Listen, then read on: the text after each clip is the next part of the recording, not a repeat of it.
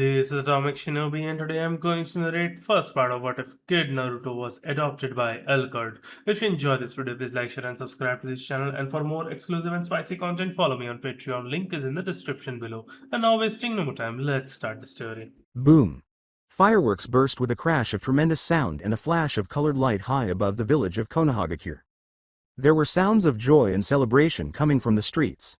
To commemorate the Yondaime Hokage's victory over the powerful Kyuubi no Kitsune 8 years earlier, the village was having a festival. It was a joyful and celebratory time for many. For some, however, this night brought back memories of friends and loved ones who perished at the hands of the beast, which caused them to feel only sadness and rage. Some even went so far as to look for someone to take their grief and rage out on. However, some would go 2 or 3 steps too far in their quest for vengeance on this particular night. One of Konoha's greatest, most formidable, and most feared clans, the Uchiha, had a large compound close to the village center. Operating from a different compound across the street, this clan also functioned as the local police force. The police station was ablaze with light from the celebrations, and officers were working extra hours to maintain order.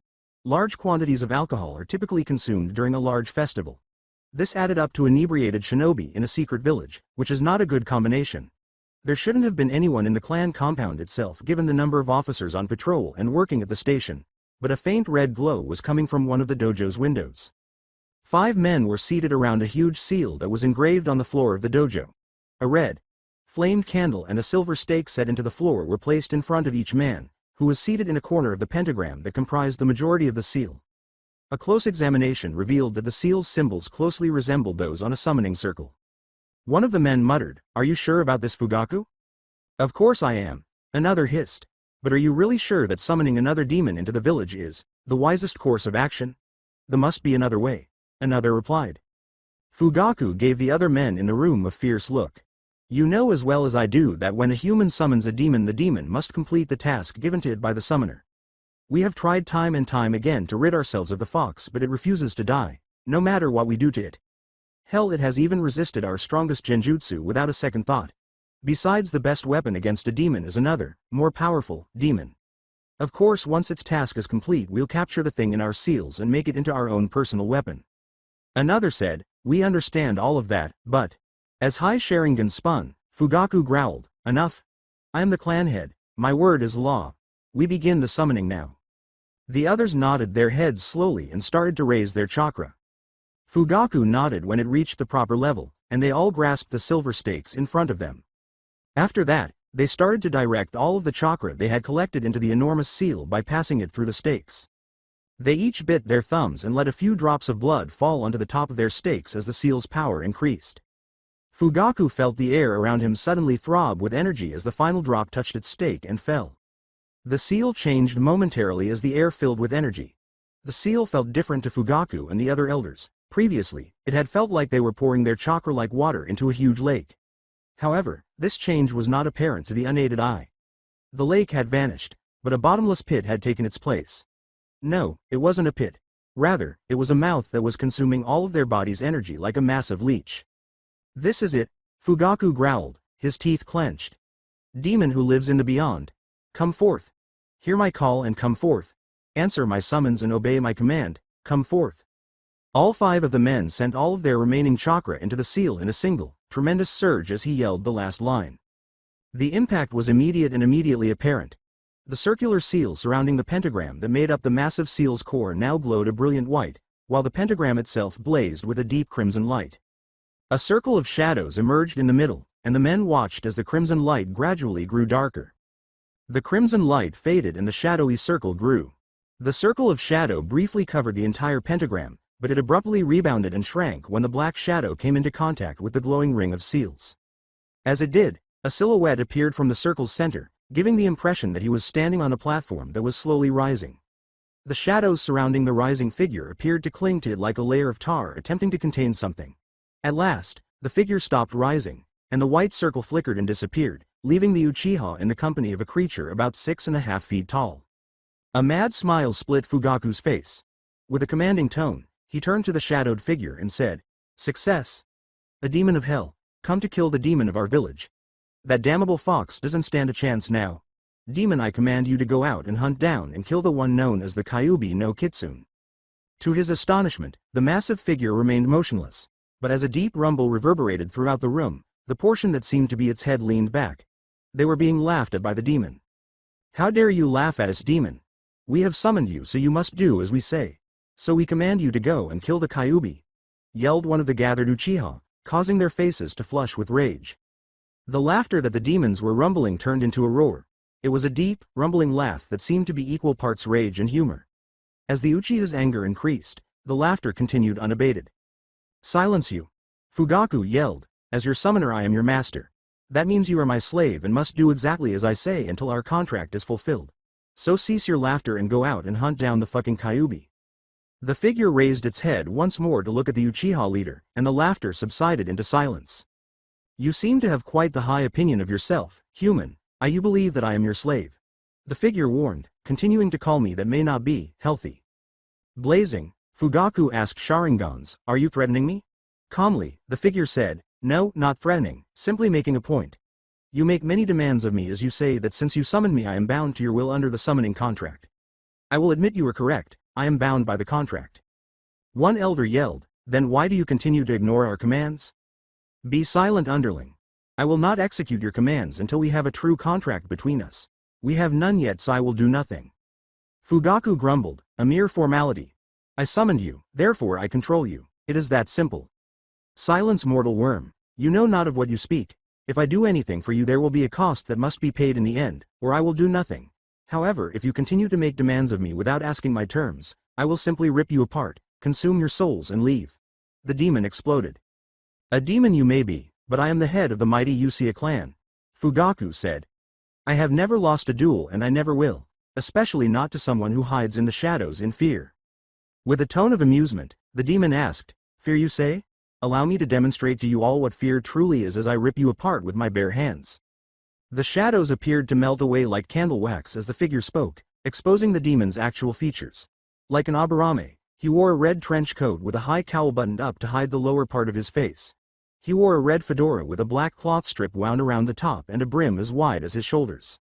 Then, with a white-gloved hand, he reached up and undid his cowl, exposing a predator's hard, angular face devoid of any fat or roundness. Then he took off his thick red, lensed spectacles. Even Fugaku was scared when his eyes were shown. The demons were completely unaffected by the fact that their eyes were the color of recently shed blood. They were terrified of what they saw in those eyes, not the eyes themselves. A true demon of the worst kind, those eyes showed a creature of blood and death that could and would kill them all at the drop of a hat. A creature that breathed, lived, and only considered death. Fugaku's face broke into a tiny smile. "Now you know me, and so we begin our negotiations, but I warn you now, the task you have given me cannot be done," the demon said bluntly. An elder yelled, "Why? Is it that much stronger than you? I think I already made it clear I do not deign to speak with underlings. There will not be a third warning, only a death," the demon said, turning to glare at the man. Fugaku ordered, "Answer the question, demon." Though he answered, the demon snarled in his throat, "You have commanded me to kill the Kyuubi no Kitsune. I am more powerful than he, however, I cannot kill him. The 9 Biju keep your world in balance and order. To kill one of the 9 would be tantamount to destroying your world. I must ask though, why do you wish the Kyuubi dead?" As he responded, Fugaku scowled. 8 years ago it attacked our village and killed many without any known provocation or reason. Eventually our leader managed to bind into human form using a forbidden sealing technique. Since then we have done all we can to finish the beast off, but nothing we do seems to work. Some of us got to thinking that if we couldn't kill it, then perhaps another, more powerful demon could, but as it is the strongest demon in our world we were forced to summon. So I implore you to kill it before it regains enough strength to overcome the seal and kill us all in vengeance." The demon said bluntly, "I see. Kurama hasn't appeared before the council despite breaking one of the laws? The council ought to have tried him if he really did attack without cause, especially if it happened 8 years ago. There's a problem here." He scowled for a while. "I cannot kill the Kyuubi for various reasons. However, if your story is true he has broken several demonic laws and I must take him back to the demon realm with me. Is that satisfactory? Do whatever it is you have to do, just get that monster out of our village," Fugaku snapped. "Very well then." The demon then put his glasses back on and turned to go. Fugaku exclaimed uneasily, "Wait, what about the contract? What is your price?" "If what you have said is true there will be no price for it. It is my duty to uphold the laws of my world. However, if I find what you have told me to be false, the price will be your soul Fugaku Uchiha. The demon walked away once more. You know my name, but you have yet to give me yours, demon, Fugaku said. The demon glanced over his shoulder and grinned. Where I come from, names have power, however you may call me Alucard. After leaving the Uchiha compound, Alucard took a deep breath through his nose and surveyed the area. Then he let out a long, heavy sigh. I'll need an extra set of eyes and ears for this one, he thought, considering the large number of people in the city. I hope this time she's truly awake. After taking several long steps, he entered a dim alleyway and knelt down to place his palm flat on the floor. Come to me, Sarah's. Hear the call and come forth, Sarah's. Sarah's Victoria, he said softly, Sarah's, Sarah's. A young woman said, Master, was it really necessary to shout? I was trying to get my beauty sleep.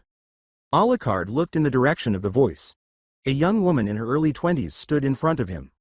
She was dressed in thigh-high leather boots the color of dried blood and fingerless leather gloves. Her bangs created long shadows over her crimson eyes, and her golden blonde hair was pulled back into an open bun at the nape of her neck. The remainder was concealed by a red miniskirt that matched her gloves and boots, as well as a buttoned red shirt. If anyone else had been nearby, they would have noticed her jacket in particular. Mostly, this was because the jacket was too tight on a chest that would have been appropriate for an ancient fertility goddess. When considered collectively, she was the epitome of lethal beauty. Alucard growled, Don't get upset with me, girl. Sarah's gave an eye roll. Please, you only call me to join you if you need help. I figure I've earned the right to be a little uppity every once in a while considering all I've been through with you and all the years I've stuck around. Alucard grunted and answered. Be that as it may be, did you bring them? Sarah's responded defensively, Of course I did, master, have I ever not? Alucard made a, Come here, gesture with a twitch of his hand. With a weary sigh, Sarah's reached behind her and produced 2 black briefcases, which she promptly gave to the other person. Alucard's hands moved hazily as he flipped them open, undid the latches, and took out their contents. He got to his feet, holding a huge black pistol in each hand. He stared at them for a while before putting them in the pockets of his coat. His gaze returned to Sarah's, who was carrying an equally enormous rifle on her shoulders. Then she asked intelligently, So, who's our target? Her upbeat tone caused Alucard to raise an eyebrow, but he chose not to respond. We're to kill the Kyuubi no Kitsune's human form. Okay, let's go find him, she said as she started to leave, but she abruptly stopped and turned to face Alucard with a perplexed expression. When she said, Wait a second, Kyuubi no Kitsune? Her eyes widened in surprise. We're going after Lord Kurama? Can we even do that? Alucard gave her a long look before responding. Of course we can't. Killing one of the Biju lords is to doom the world to chaos and death. All we are going to do is find him and take him back to the demon world with us. If the man who summoned me spoke truthfully, and I believe he did, Kurama attacked this village 8 years ago without provocation, but was sealed into his human form. Sarah's cried out, But that's against the laws of the Makai. Correct, and he should have appeared before the Lord's Council for trial for this years ago. Alucard shot back, however the council hasn't convened in almost a decade. That being said, Kurama is far too full of himself to run from a crime he committed, and he would never allow a human to implicate him for a crime he did not commit. In contemplation, Sarah's put her fingers to her chin.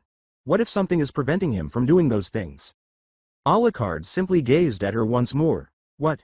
As he whipped his head to the side, his eyes snapped open and his nostrils flared. Kurama is the greatest of the Biju lords. These humans may be unusually strong, but to fully suppress his power they would need something as strong, if not stronger than my limiter seal. They possess nothing even close to being that Po. Master? Sarah said softly, a little startled by his abrupt change in expression. What is it? His eyes shrank back to their former size. Blood, fresh blood, and lots of it. Sarah took a deep breath and closed her eyes. Her own eyes opened and appeared to glow as she let out a breath. I've never smelled anything like this. It's mostly human, but it contains more than a trace of demon. Could it be a Hanyu? He answered, but that demon smell is that of a kitsune. There is too much human for that to be a half demon. Kurama was bound into human form, according to Uchiha. However, as I mentioned to Sarah's, there is just too much humanity in this scent to be a demon confined to human form. This simply doesn't add up. He gave Sarah's one last look before turning and heading off toward the source of the odor. Come, we still have a job to do.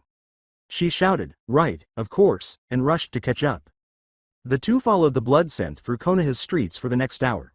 Unfortunately, Their progress toward the source of the scent was significantly slowed by the presence of all the humans. Ceres complained, "Master, we've been slogging through this city for hours. Could we please have a rest?" "No, oh, hurry up. We've been searching for a very long time, and we haven't gotten any closer to the source," she cried out. He turned to her suddenly and said, "Draculina, what are you trying to say?" Ceres swallowed. Alucard only referred to her as Draculina when he was extremely irritated. Her head abruptly jerked to the side. "Well, maybe if we stop for a bit we could," she said. "The scent, it's close." As he spoke, Alucard looked over the edge of his glasses. "Really? How fortuitous. Fine, no more walking and searching like humans. Ceres, take to the skies and find the source. Once you have, find a good position and wait for me." Ceres said, "Sir, yes sir, my master," with a frown. Her left arm started to move and blur as she knelt on the pavement. Her arm vanished entirely in a moment, to be replaced by a pair of black bat-like wings with red outlines. Once, her wings twitched, launching her skyward at a breakneck speed, leaving only a thin red streak in her wake. After a brief moment of watching her fly, Alucard turned and moved into a building's shadow, which appeared to engulf him. As she sped through the sky at nearly the speed of sound, Ceres enjoyed the sensation of the wind on her face high above. A serene voice in her head said, "Focus, ma chérie." She let out a mental sigh. "I am capable of doing my job. I don't require assistance from the pervert gallery." "Vel, pardon me. I was merely attempting to give you some advice."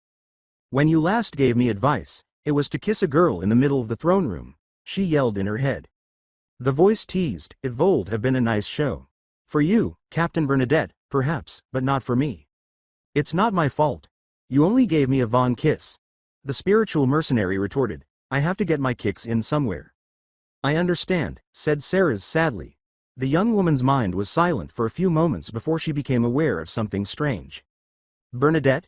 she asked herself in her head, "Oui ma chérie? Does the smell of blood seem to be moving, or is it just me?" she inquired. While he verified the data from her senses, Bernadette remained silent for a while. "You're right, it's moving, quite quickly, I might add. This would explain why you and Alucard are having so much trouble finding it. That said, I think it's just ahead in that little escuvert," her familiar said. She grinned and thought, "Thank you for telling me I'm not crazy." "Did you just say something to a voice in your head that only you can hear?" Bernadette remarked, laughing. As her flight swiftly turned into a dive that dropped her onto a nearby roof, Ceres complained to herself. She carefully moved closer to the edge of the roof, unslung her rifle, and returned her arm to its more natural position. It took her roughly 0.5 seconds to lay down and position her rifle in sniper position. After positioning herself, she looked around the square, searching for the source of the blood tainted by the demon, which appeared to have gathered in one corner. She felt disgust rise in her throat when she finally located the source. As she glanced at their target, she sensed Alucard's presence behind her. "Master, I believe that someone may have given us the wrong target," she yelled. Alucard glanced across the throng. Indeed. Ceres studied their alleged target with her vampire third eye. The boy was a little boy, maybe 7 or 8 years old. He had 3 thin black lines on each cheek, cerulean blue eyes, and spiky blonde hair. He was dressed in a pair of well-worn tan shorts and a faded black shirt. He had the bony, thin appearance of a dumb one who doesn't eat nearly enough, and he was covered in dirt and filth. To them, however, all of those things were incidental details. The people gathered around the boy were what kept the 2 bloodthirsty vampires in their rage. In order to create a living wall between the boy and the rest of the square, about 40 people gathered around him. Many of the people were hurling trash, rocks, and other objects at the huddled figure of the boy. Others were prepared with knives or makeshift clubs in case the boy attempted to flee. It was clear from the numerous cuts, bruises, and contusions on the boy's trembling body that this abuse had been ongoing for a while. With a tone that was halfway between sympathy and laughter, Ceres remarked, "I guess they did bind Lord Kurama into human form, and into a child's form no less." Alucard said with a hint of rage in his voice, "No Ceres, they didn't bind Kurama into human form at all." With a bewildered expression, Ceres questioned, "That's not Lord Kurama?" Alucard growled with barely contained anger, "No, that's not even a demon, that's a human, a Jinchuriki." He growled as he tried to control his rage, saying, "Humanity possess no seal powerful enough to hold back Kurama forever. However, they do have a container that can grow and adapt to anything they hold, their own bodies. They seal demons into their own bodies, but demon energy kills any human who tries to wield it," Ceres yelled. Alucard peered down at the throng of people gathered in the square beneath them. True, however, if a demon's soul is extracted, it can be placed into the body of a newborn. Then as the child grows, its body adapts to the demon's presence, building up an immunity to the demonic energy, allowing them to wield it as their own. Because of the demon they contain, they are often treated poorly. His tone became raspy. But, this thing happening before us is beyond anything I have ever even heard of. No child, no matter what may make them different, should endure this kind of abuse. This is the work of true monsters. We can't help him, Master. We would have to fight the humans attacking him to do so. Doing so, we would break the Makai laws and become just as wanted as Kurama is. Until we have a provocation, we can't help him. Ceres broke down in tears. With his trademark psychotic grin on his face, Alucard replied, "But we aren't going to help the human boy. We are going to go and assist Lord Kurama. We can't help the boy, but we mustn't allow a fellow demon lord to be killed by a mere human mob, now can we? Now, come, we have a demon lord and his vessel to save." As she got off the roof, Ceres grinned. "Of course, my master." The boy's huddled figure was still being beaten down in the square by stones and bricks. "Get out of our village, demon!" yelled one of the crowd in distress. "Die, you filthy monster!" shouted someone else. "Come on guys, let's finish this once and for all," exclaimed a third. When the boy opened one eye, he saw 4 big men with long knives and ghastly smiles approaching him. "Aid me!" the boy mentally cried out. "Someone, please! Anyone! Gigi.san, Inu.san." As the men kept moving forward, he closed his eye once more when he saw that no one was coming to assist. He simply waited for the agony to resume, but it never did. He heard 4 loud bangs, like big firecrackers, followed by 4 thuds, and a chorus of indignation from the crowd, in place of the men's ruthless laughter. A young woman dressed in dark red crouched defensively between him and the throng when he opened his eye again. A tall man wearing a wide red hat and a long red coat stood just ahead of her. There were 4 mangled bodies in front of him. The boy muttered, Who are you?" The woman closed her eyes, grinned, and glanced over her shoulder. She answered sweetly, "My name is Ceres Victoria Little One, and I'm here to help." "Did Gigi.san send you?" he asked, and the boy's expression brightened. She paused briefly because she didn't want to offend the boy, but she also didn't want to lie to him. "Yeah, your Gigi sent us to help you." Alucard interrupted the boy as he was about to ask another question. "Ceres, how is he holding up over there?"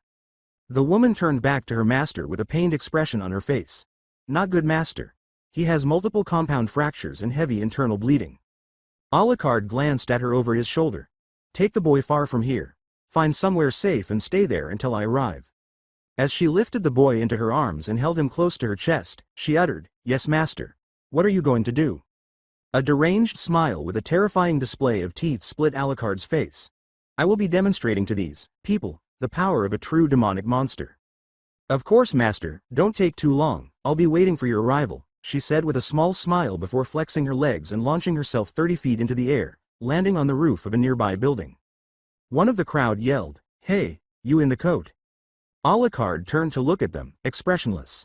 The mob member yelled, "Yeah, you. What the hell do you think you're doing, you friggin' idiot?" once more. Another person questioned, "Where is that girl taking the demon?" "Stupid people, keep quiet. We haven't done anything to any demon, we have saved an innocent child from your tender cares," Alucard growled. "A child who is innocent? That child wasn't innocent. That's the demon fox with 9 tails," someone shot back. "We're going to kill it to exact revenge on everyone it killed. They'll rest in peace that way," another person called out. "Yeah, justice is served. Who are you to stop it?" a third shouted. Alucard said softly, "I am one who knows and understands true justice. You murdered 5 defenseless men who were going to murder a demon. You demon lover, how in the hell is that justice?" This was the response. "They intended to hurt a defenseless person. It's that easy. I got rid of them to protect the defenseless. Just kill this jerk so we can go find the Kyuubi and this guy's bitch." The old vampire's head was blown apart in a cloud of red mist and white ships when a kunai flew out of the crowd and struck Alucard in the forehead with a sickening thunk. The weapon's handle quickly started to smoke and then exploded because of the exploding tag wrapped around the handle. Someone organized the mob after noticing that Alucard appeared to be dead. "All right, everyone split up and look for the demon and that blonde bitch." A deep, menacing voice said, "That was impressive, for a dog." The crowd watched in horrified fascination as Alucard's body rose back up, and then the broken pieces of his head appeared to liquefy, causing a black liquid to stream through the air and form a sphere where his head was. The sphere then gradually shifted and changed until it was Alucard's head again, complete with hat and glasses. You have a nasty bite, dog. However, a man must kill a monster. A dog cannot kill me. You claim to be attempting to exterminate a demon. Try killing a real one, he said, opening his crimson eyes and gazing at them all while they appeared to glow. Several pairs of eyes in the crowd turned red, with 2 or 3 black comma marks around the pupils, as he raised his hands in front of him, forming a rectangle with his thumbs and forefingers. The people carrying the eyes all had the same idea: to copy any new jutsu they see in order to gain more power. As they watched, Alucard brought the rectangle up to his left eye. Level 3, Level 2, and Level 1 control art restrictions are being released. Acknowledging Situation A, the Cromwell approval has taken effect. He spoke slowly, as though in a trance. Hold release until targets are silenced. His back suddenly exploded with massive black masses that twisted, bent, and warped until he was standing with 4 extra pairs of arms growing out of it. However, this development was not known to the Uchihas who had tried to use their Sharingans on him. Instead, they were preoccupied with the fact that they had learned nothing from watching Alucard, which meant that either what he had done was a Kekai Genkai or it was not a jutsu at all, and many of them were so preoccupied with trying to figure out why their Sharingans had failed that they were unaware of their own death until it was too late. Alucard's extra arms sprang forward as soon as they were finished forming, grabbing the heads of those closest to him. He drew them close before quickly killing each of them with a hand through their hearts. After dropping the corpses, the arms sprang forward again, but this time they didn't grab anyone. Instead, they flailed around, slicing and stabbing at anyone they came across. Alucard drew out his trusty pistols, Jackal and Vulture, from the folds of his coat. Jackal was, of course, the massive black pistol that Walter C. Dornas had designed for him long ago, while Vulture was an exact replica with a slightly larger magazine. Upon seeing these strange tools, several shinobi stopped and stared, but all they saw were the Jackal's once and the Vulture's muzzle flash twice before 3 dead bodies hit the ground with charred and smoking holes where their chests had once been. The remaining shinobi scattered and ran as quickly as they could, but to Alucard's vampiric senses, they were moving at a snail's pace. It was easy to bring down 2 more of the fleeing shinobi. One was missing his head, and the other was blown completely in half. Both wounds were evidence of the power contained within the gun's 13mm high explosive armor-piercing rounds. Over the course of the next 10 seconds, the guns barked 5 more shinobi corpses hit the ground in various states of dismemberment. He stood motionless for a moment as his body absorbed all the blood like a sponge, and he moved into the shadow of a lamppost. In one of Konoha's public parks, he reappeared a moment later from the shadow of an old oak tree. Ceres was kneeling by the boy's side in the lee of a huge boulder nearby, and as he got closer, she stood, turned, and bowed. The woman said softly, "You're here faster than I expected, master." "How is the boy?" Alucard shot back, "They were far weaker than I had hoped." "Not so good and getting worse," she said, kneeling again next to the boy's unconscious body and shaking her head. "The boy seems to normally be healed by Lord Kurama's energy, but this time his body has simply sustained too much harm. Kurama is trying to heal the boy by giving him more energy, but he is unable to cope. Even as his body heals, the demon energy is tearing it apart. Additionally, he identified himself to me as Naruto Uzumaki. Thus, he is now being killed by the same power that would typically save him." Alucard remarked almost sorrowfully, "Well, that is a problem if we want him alive. Will he live?" Then Ceres said, "No, he won't make it through the night. It is truly a miracle that he is still alive." Alucard snorted, "What a waste. Master, why do you seem to care so much about Naruto's fate?" Ceres questioned warily. "It's really creeping me out because I've never seen you act like this." "He reminds me of myself in a way," Alucard said after staring at the moon for a minute or two without making any sign that he had heard her question. "We will never give up until we are dead, and we want to do everything in our power to disprove the opinions of others about us." Ceres muttered regretfully, "Oh, I didn't know." "Neither did I, until just a moment ago anyway," said Alucard, cocking his head slightly. "Beyond what I've already stated, though, that boy is a true fighter.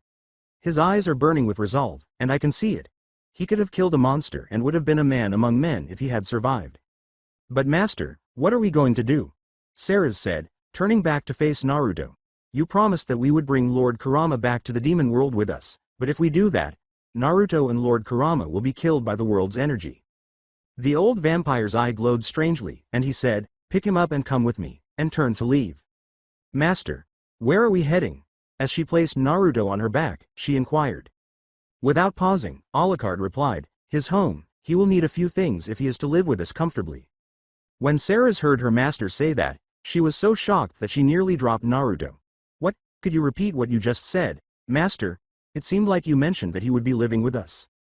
Without pausing, Alucard said, you heard correctly. But master, Naruto is human. He won't survive in our world for long, she said, nearly dropping Naruto once more. After giving it some thought, she realized her master's scheme and gasped. You don't mean you're planning on turning him, are you? He simply smiled as he turned back to face her. Master. You assured the Council of Clans that I would be your final child, she moaned. As he started to ascend the stairs to Naruto's apartment, he shot back, you are right, I did promise. But I am obligated by my honor as a demon to finish the task that the summoner has given me. However, if the boy stays human, I am unable to do so because he would perish. He swiftly kicked down Naruto's door before turning and heading back down the stairs. So I must break a promise and change him so that I may complete my task. Grab all you can and make a portal home, he said. Before we go, I need to finish a few things. After that, he vanished from the building and entered the street, where he discovered 6 shinobi outside the apartment complex donning similar armor and white ceramic masks with animal faces on them. First to speak, the bear. Masked one said, identify yourself and your village of origin. Rabbit, next said. Be aware that your actions tonight are tantamount to a declaration of war by your village.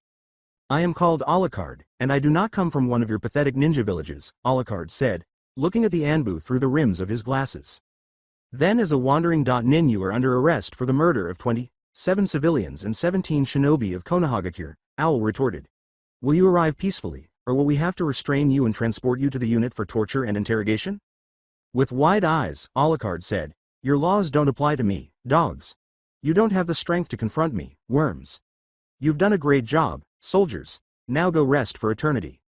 When the Anbu heard his blatantly violent response, they drew their swords and charged, but Alucard just stood motionless and waited for his prey to approach. Rat was the first to attack, but his swing missed as Alucard ducked beneath what would have been a decapitation strike. In response, the vampire's arm blurred with speed, turning a simple arm chop into a strike that split the rodent. Masked Anbu from head to toe. Falcon struck next, but many of the shurikens suddenly came hurtling back and tore apart.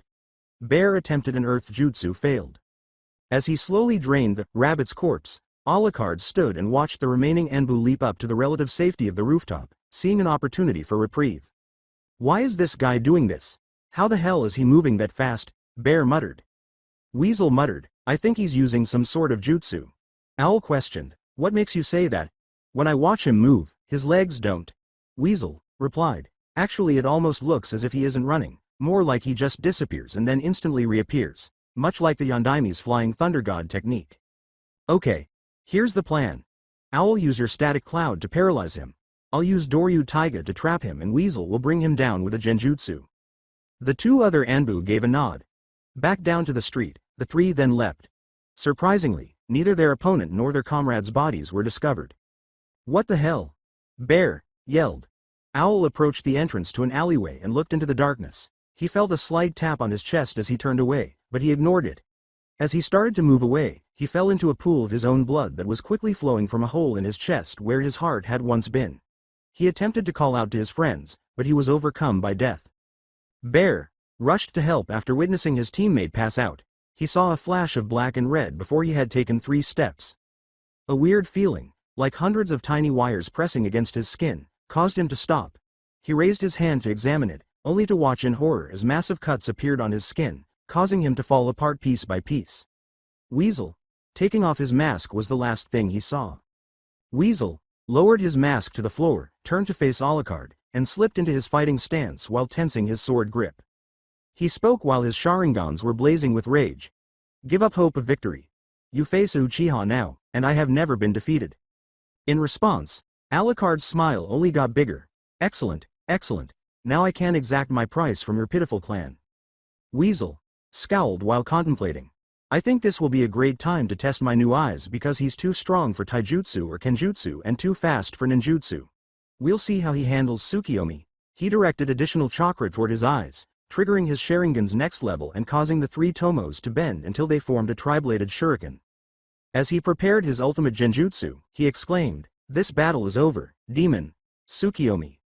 For a moment, Alucard's vision went black. He was crucified on a wooden pole in a world of darkness when his vision returned. 100 representations of Weasel stood around him, each brandishing a sword that was wickedly sharp. As it got closer, one said, "Welcome to my nightmare world. This is my world, and for the next 70.2 hours I will be torturing you in here, as your body will be imprisoned behind seals. Not even the Kyuubi could escape." The old vampire asked in a bored voice, "Really? Is that all? How disappointing. Yet another who I thought to be a man, turns out to be no more than someone's pet. How disappointing indeed." Alucard broke the chains that held him to the pole with a casual flick of his wrist. Weasel's eyes grew wide. "That's impossible. No one can escape the Tsukiyomi, it's our clan's ultimate genjutsu." Alucard took off his glasses and looked directly into his opponent's eyes, saying, "If this is your ultimate illusion, then your clan is far weaker than I thought. Now see the power of a true illusion, Itachi Uchiha." When all but one of the images vanished and the one that was left collapsed to his knees, Alucard's eyes briefly flashed. Alucard's ferocious smile reappeared. "Hear this and obey, you mortal worm. In the near future you will slaughter your family. When you do so you will carve an upside-down cross into their corpses. When you kill your dear father, whisper into his ear, 'Thus is your price to the demon paid. Thus is our dark contract fulfilled.' Once your task is done, your mind will be your own once more, and you will walk the world with the burden of your actions. This is the price I take for you and your clan's arrogance. Now release this illusion." The real world reappeared as Itachi's closed his eyes. Once they were completely back, Itachi collapsed to the ground, unconscious. Then there was a throb of energy in the air, signifying that Ceres had opened the portal. "Ceres," he telepathically called. "Yes, master?"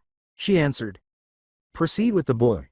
Bring him into the throne room and place him on top of the large seal. Until I join you, it will shield him from the energy of our world," he commanded. "As you say, master," she answered, cutting the connection as she entered the shadowy portal. While this was going on, Alucard was keeping a close eye on a group of about 20 shinobi as they ran down the street in his direction.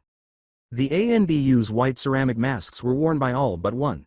The one without armor on his shoulders, thighs, forearms, and shins was dressed in a black bodysuit. An armored helm rested on his head, and a huge, thick staff rested across one shoulder. His age was evident from his numerous worry and age lines, as well as his pointed white beard. The group stopped a few feet ahead of the vampire. The elderly man started to say something, but Alucard interrupted him by taking off his hat and making a deep bow. Alucard could see that Sarutobi was elderly, but he exuded strength and power. "Greetings, Hiruzen Sarutobi, 3rd Lord Hokage of Konohagakure. It is an honor to make your acquaintance." It resembled that of a certain butler he had known for many years. The vampire's courteous greeting appeared to surprise the Hokage. "I am sorry to say I cannot return you kind greeting. I don't know your name and haven't come to exchange pleasantries." With a shrug, Alucard said, "Right to the point then. You may call me Alucard. Now what was it you wished to speak of?" With his eyes narrowed, the Hokage said, "I would like to know why you have killed so many shinobi and civilians in this village tonight." With composure, Alucard replied, "It needed to be done. I found them grouped around a young child. While I understand corporeal punishment, I do not believe it is necessary to gather a mob just to beat one child. The only other reason I can think of for what they were doing is that they were attempting to kill the boy, and no adult should ever harm a child in cold blood. Only a monster could bring themselves to do such a thing." The Hokage said wearily, "I see. In that case, why did you kill this Anbu patrol, and where is the child you saved?" "These Anbu attacked me when I refused arrest. They were charging me with the murder of a number of your shinobi and civilians." Alucard responded bluntly, "I do not believe that killing those who would harm innocents is a crime. Most people call it justice." When it was evident that the vampire had finished speaking, the Hokage finally spoke after waiting for Alucard to finish. "What of my second question? Where is Naruto Uzumaki?" As if it were the most straightforward thing in the world, the elderly vampire replied, "Dead." An Anbu with silver hair and a dog mask hissed angrily. "So after going and saving the boy from a mob, the demon decided to kill him? Hypocrite. Couldn't you at least wait until he saw?" Alucard glared at the dog. Masked Anbu, his eyes narrowing in rage. The street lights around him appeared to fade, and the night's shadows extended in his direction. His eyes burned a terrible crimson, but his face was engulfed in shadow. A terrifying aura descended until the assembled shinobi's speed and intensity brought several to their knees. Then his voice was deep enough to shake the bones of the shinobi. "A demon I may be, mortal, but I do not harm humans without reason, and I would never fall so low as to harm a child of any kind. Only humans are capable of such depravity. He lifted his aura from his surroundings, and his eyes returned to normal. The Hokage continued to stand erect and spoke directly to Alucard. The Hokage calmly said, "I apologize for my subordinate's remarks, Alucard-san. However, if you would be so kind as to tell us the location of Naruto's body, you may go free. It would appear my shinobi were in the wrong this time." Alucard grinned and said, "I would tell you where his body is, but I am afraid he is using it at the moment." The dog Anbu questioned, "How does that work since you just told us he was dead?" "The boy did die, but using my abilities I will bring him back as a demon. As such I had my servant take him to our home within the underworld," Alucard said. With hope, the elderly man said, "Will you let him return here one day?" "If he should wish it, yes." Alucard started to move into the shadows, but he paused to say one last thing. "I will say this though, should he wish to return, it will not be Naruto Uzumaki who will return, for that boy died this night. The one who will return will be Naruto Tepes, the no-life prince. This I swear upon my honor as the no-life king." He then disappeared into the shadows. After a moment of staring into the darkness, the Hokage turned to face his Anbu escort. "Get this all cleaned up. Inu, I have a job for you." "Yes, Lord Hokage." "Go and talk to Inoichi. Ask him to go through our ancient scrolls on demons and see if he can find anything about this no-life king." Inu jumped away and said, "Of course, Lord Hokage." The Hokage pondered while gazing up at the stars.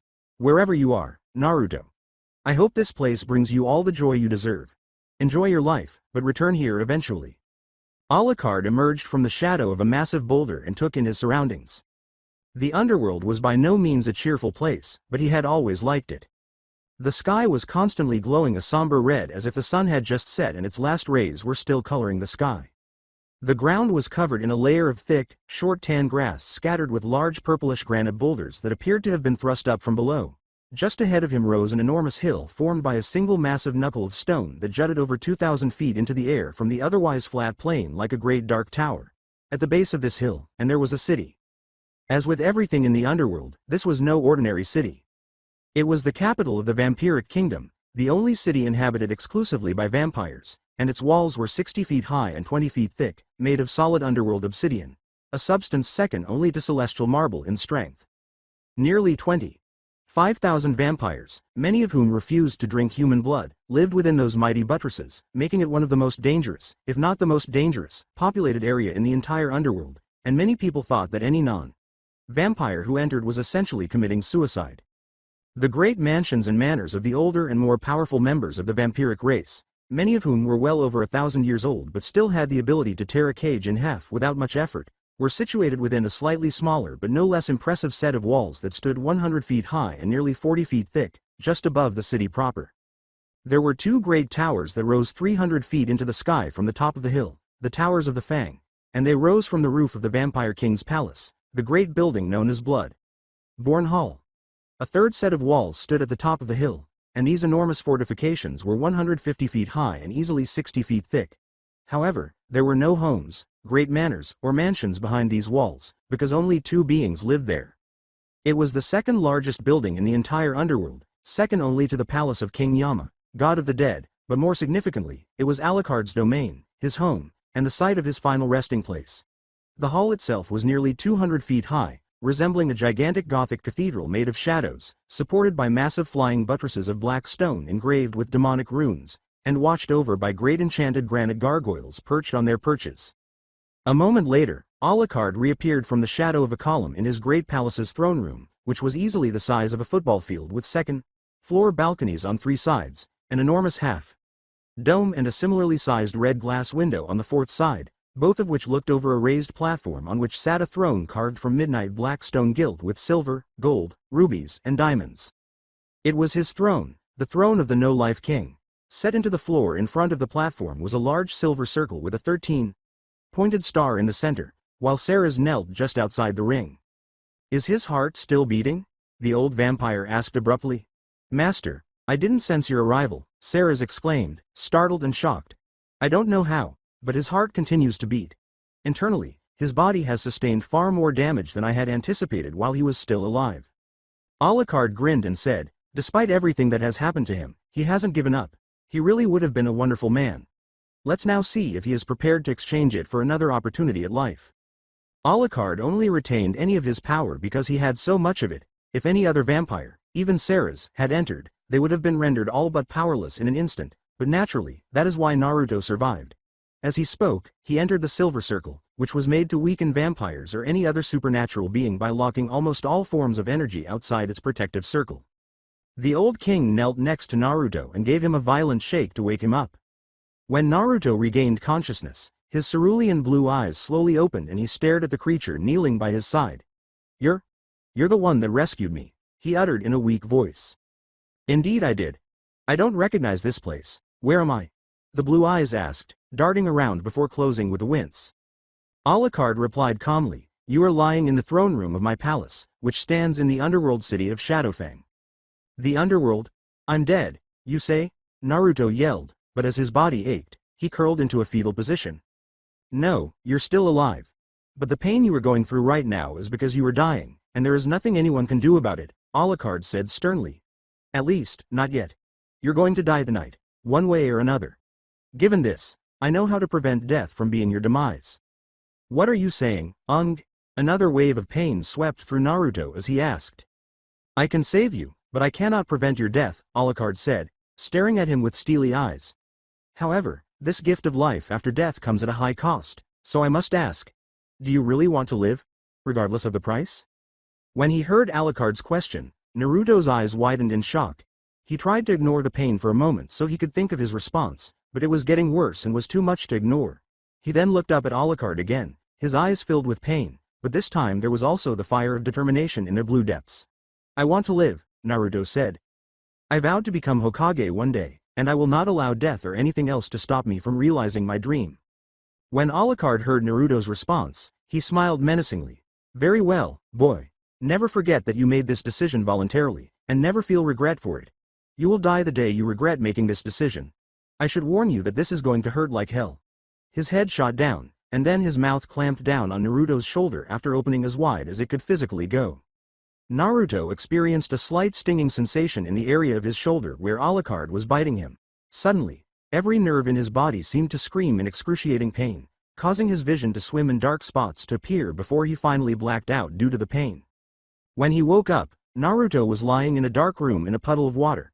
At least he hoped it was water, and he looked around groggily, trying to figure out where he was. He saw a huge golden gate in front of him, with a slip of paper with the kanji for seal on it where the locking mechanism should have been. He picked himself up and cautiously approached the gate, but he jumped back when several enormous red claws emerged from the gaps between its bars. I missed, damn it. A deep, reverberating voice said, You're faster than I expected, you little brat. What on earth? Naruto yelled. Behind the gate, a massive pair of blood-red eyes materialized, and Naruto shuddered at the hate and rage he could see in those crimson depths.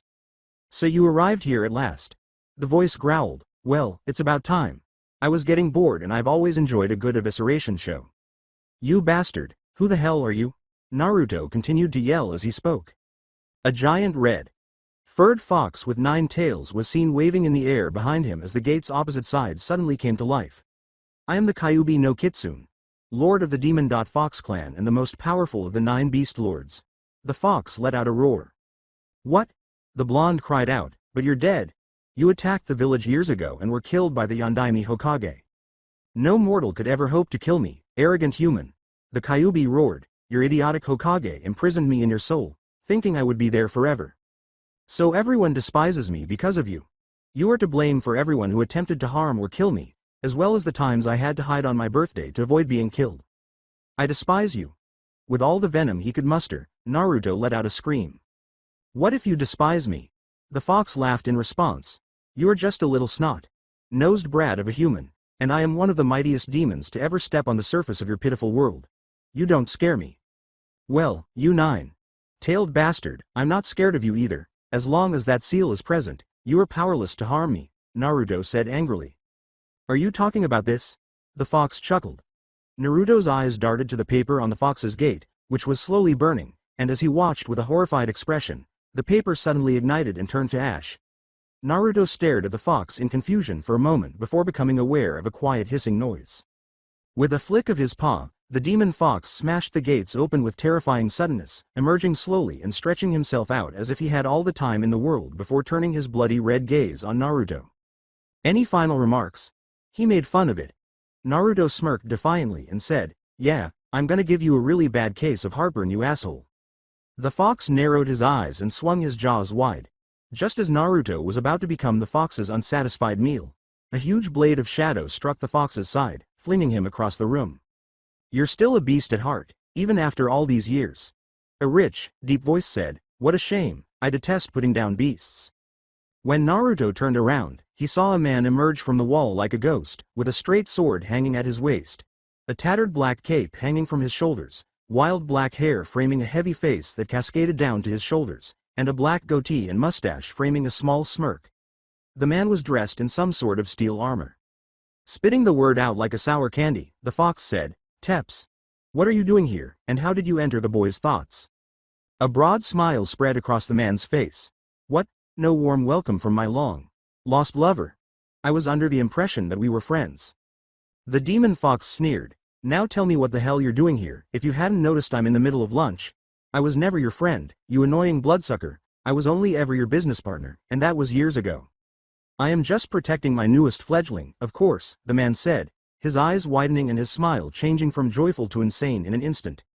"If not, why would I ever go into a place like this? You wouldn't dare transform my Jinchuriki into one of you freaks." With a hint of fear, the fox growled. "On the contrary, I have and would dare." The man's expression went completely crazy as he said, "Welcome to the life of a familiar Kurama. I do hope you hate it." Naruto gave in to fatigue after concluding that he had no idea what was happening and stopped hearing. In the meantime, a day after Naruto vanished, back in Konoha. As usual, the third Hokage was sitting behind his desk frantically trying to finish all the paperwork piled up on his desk. He was fighting a losing battle, but he would not be defeated by anything other than an enemy shinobi. Fortunately, he heard a knock on his office door. Without taking his eyes off the form he was working on, he said, "Come in."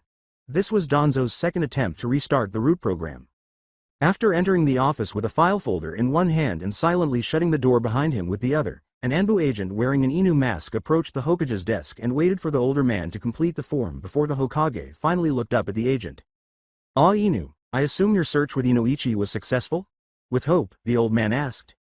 There was a faint pulse of energy as the windows darkened and several previously invisible seals appeared around the room.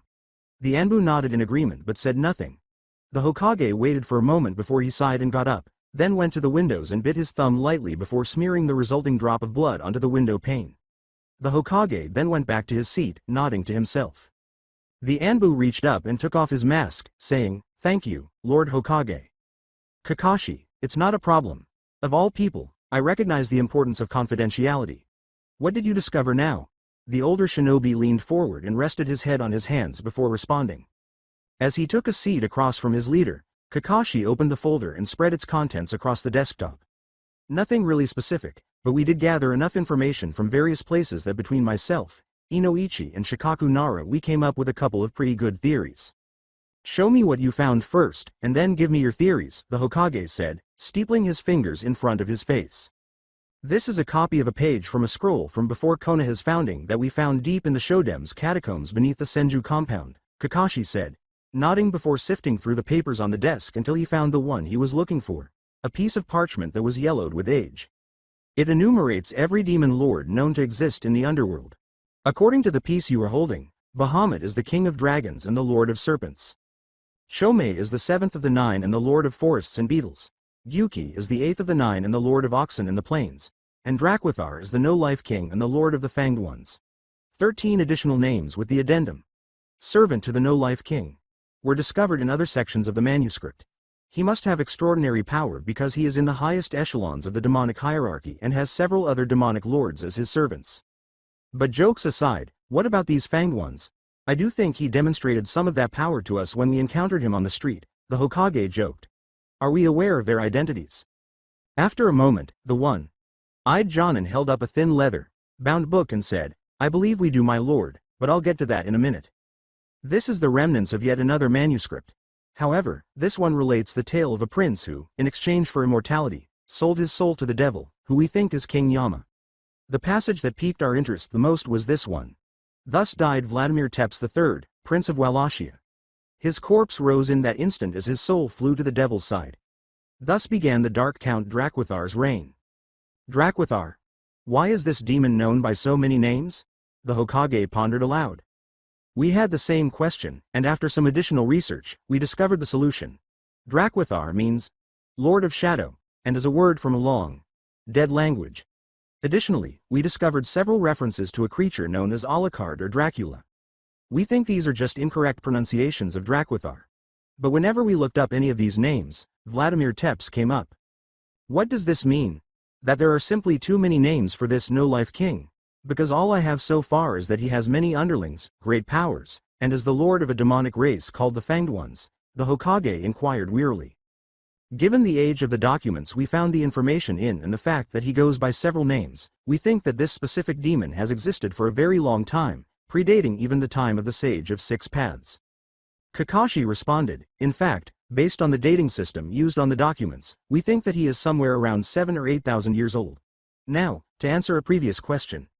We discovered something that resembled a description of the Fanged Ones, but we were unable to identify them. They are described as the blood-born demons, the lords of the twilight, the soulless monsters of the shadows, the dead who live in the night, and the demons that consume human souls. The Hokage remarked, that's not all that descriptive. Yes, but that was all we could locate.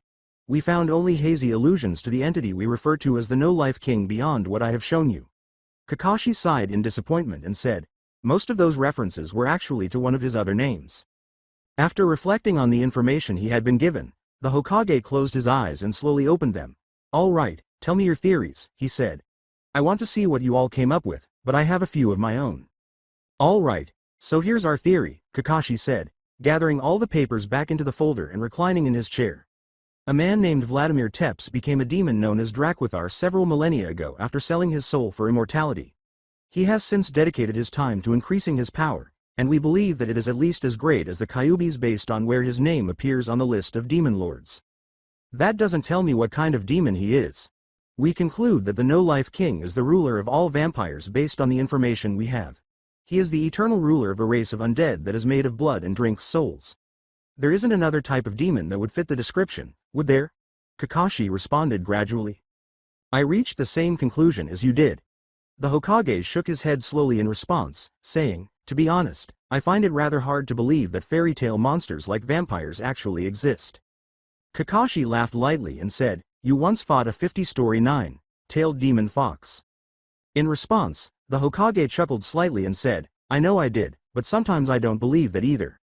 For a few more seconds, the two men relished their fleeting moment of humor before turning back to seriousness. My lord, what do you think we ought to do? Kakashi inquired sincerely. We won't take any action right now. To ensure that the council is unaware of this, we will keep this information to ourselves. If they do, chaos will ensue. However, we'll wait and observe to see what transpires after that. That plan isn't very good. That's more of a broad set of objectives, Kakashi said. The Hokage answered, if you have a better idea feel free to share. Hey, I was just pointing that out, Kakashi said, raising his hands defensively, did not intend to cause trouble. Kakashi, I am aware that you had no intention behind it. With a tense smile, the Hokage replied, thank you for your assistance. Kakashi rose from his seat, bowed, and started to walk away, but he stopped at the door and turned around again. You do realize that if that demon was telling the truth, no, Naruto will be a vampire when he returns, he said. I'm not sure how the council will feel about a blood-sucking monster roaming the village unchecked. The old warrior smirked and said, if we are lucky they will do something suicidally stupid, but I'll deal with them when that happens, just as I should have before. As he left, leaving the elderly man to his thoughts, dreams, and nightmares, Kakashi replied, yes sir, until later then.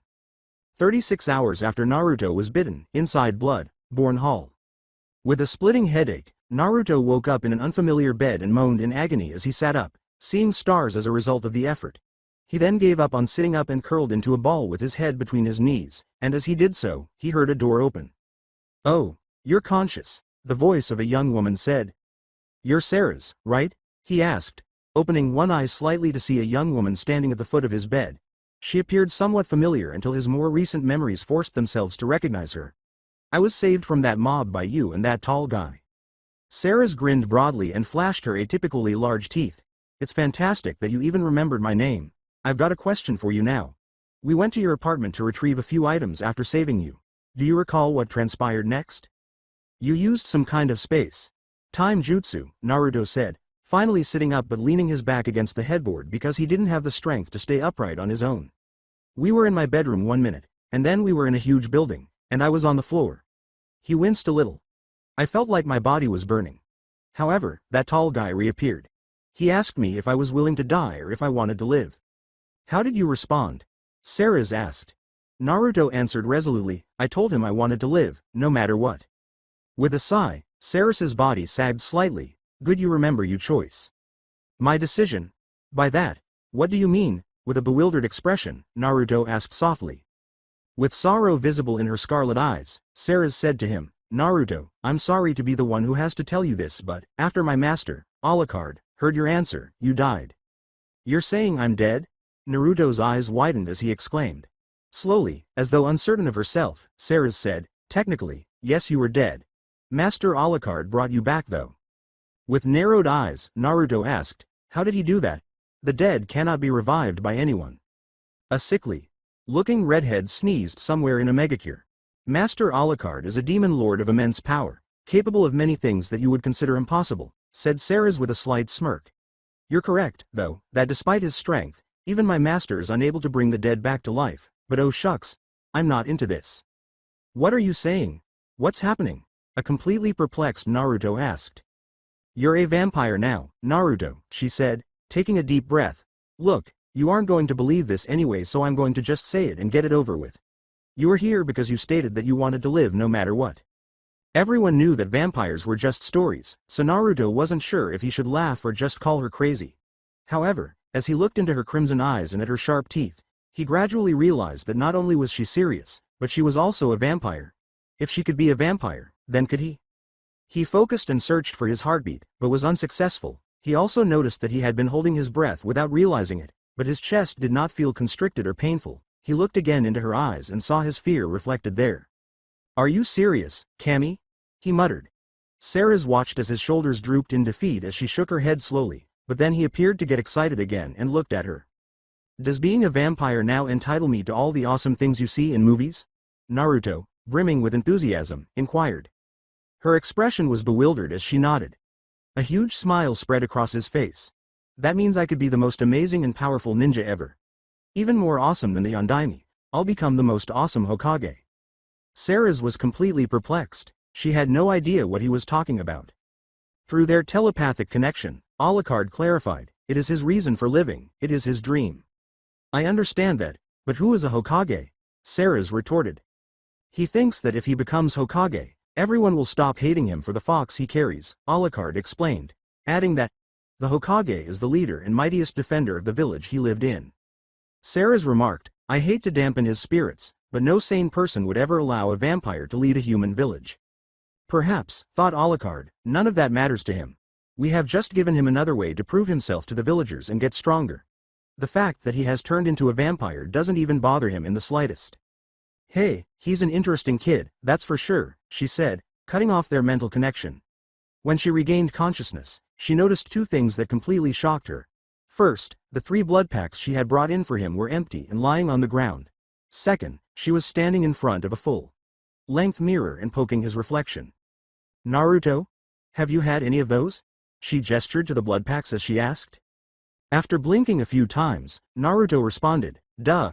Even though I knew they were full of blood, I reasoned that since I'm a vampire, I should drink it. Oddly enough, they tasted a lot like ramen. He resumed prodding his reflection after that. Sarah's eyes were as big as they could get. She asked herself, what kind of person is he, to be completely comfortable with drinking human blood before even being a day old? He is one who has witnessed and experienced far too much suffering in his life, Bernadette retorted. I am curious as to why he is poking his reflection. It seems a little strange to me.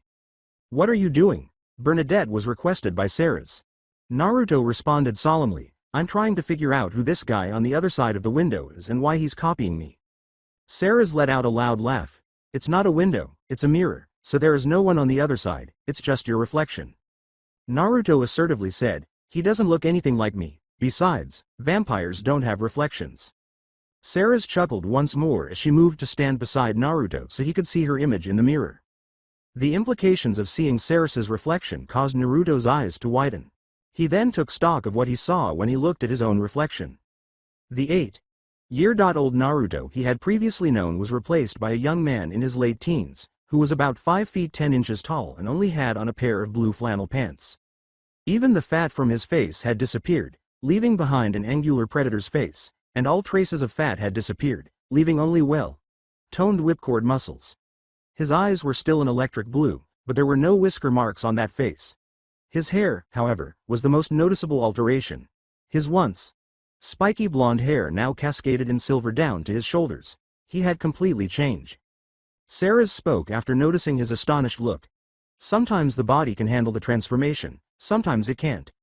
Your body was too young and underdeveloped to fully accept the change, so it grew older to let the transformation to complete.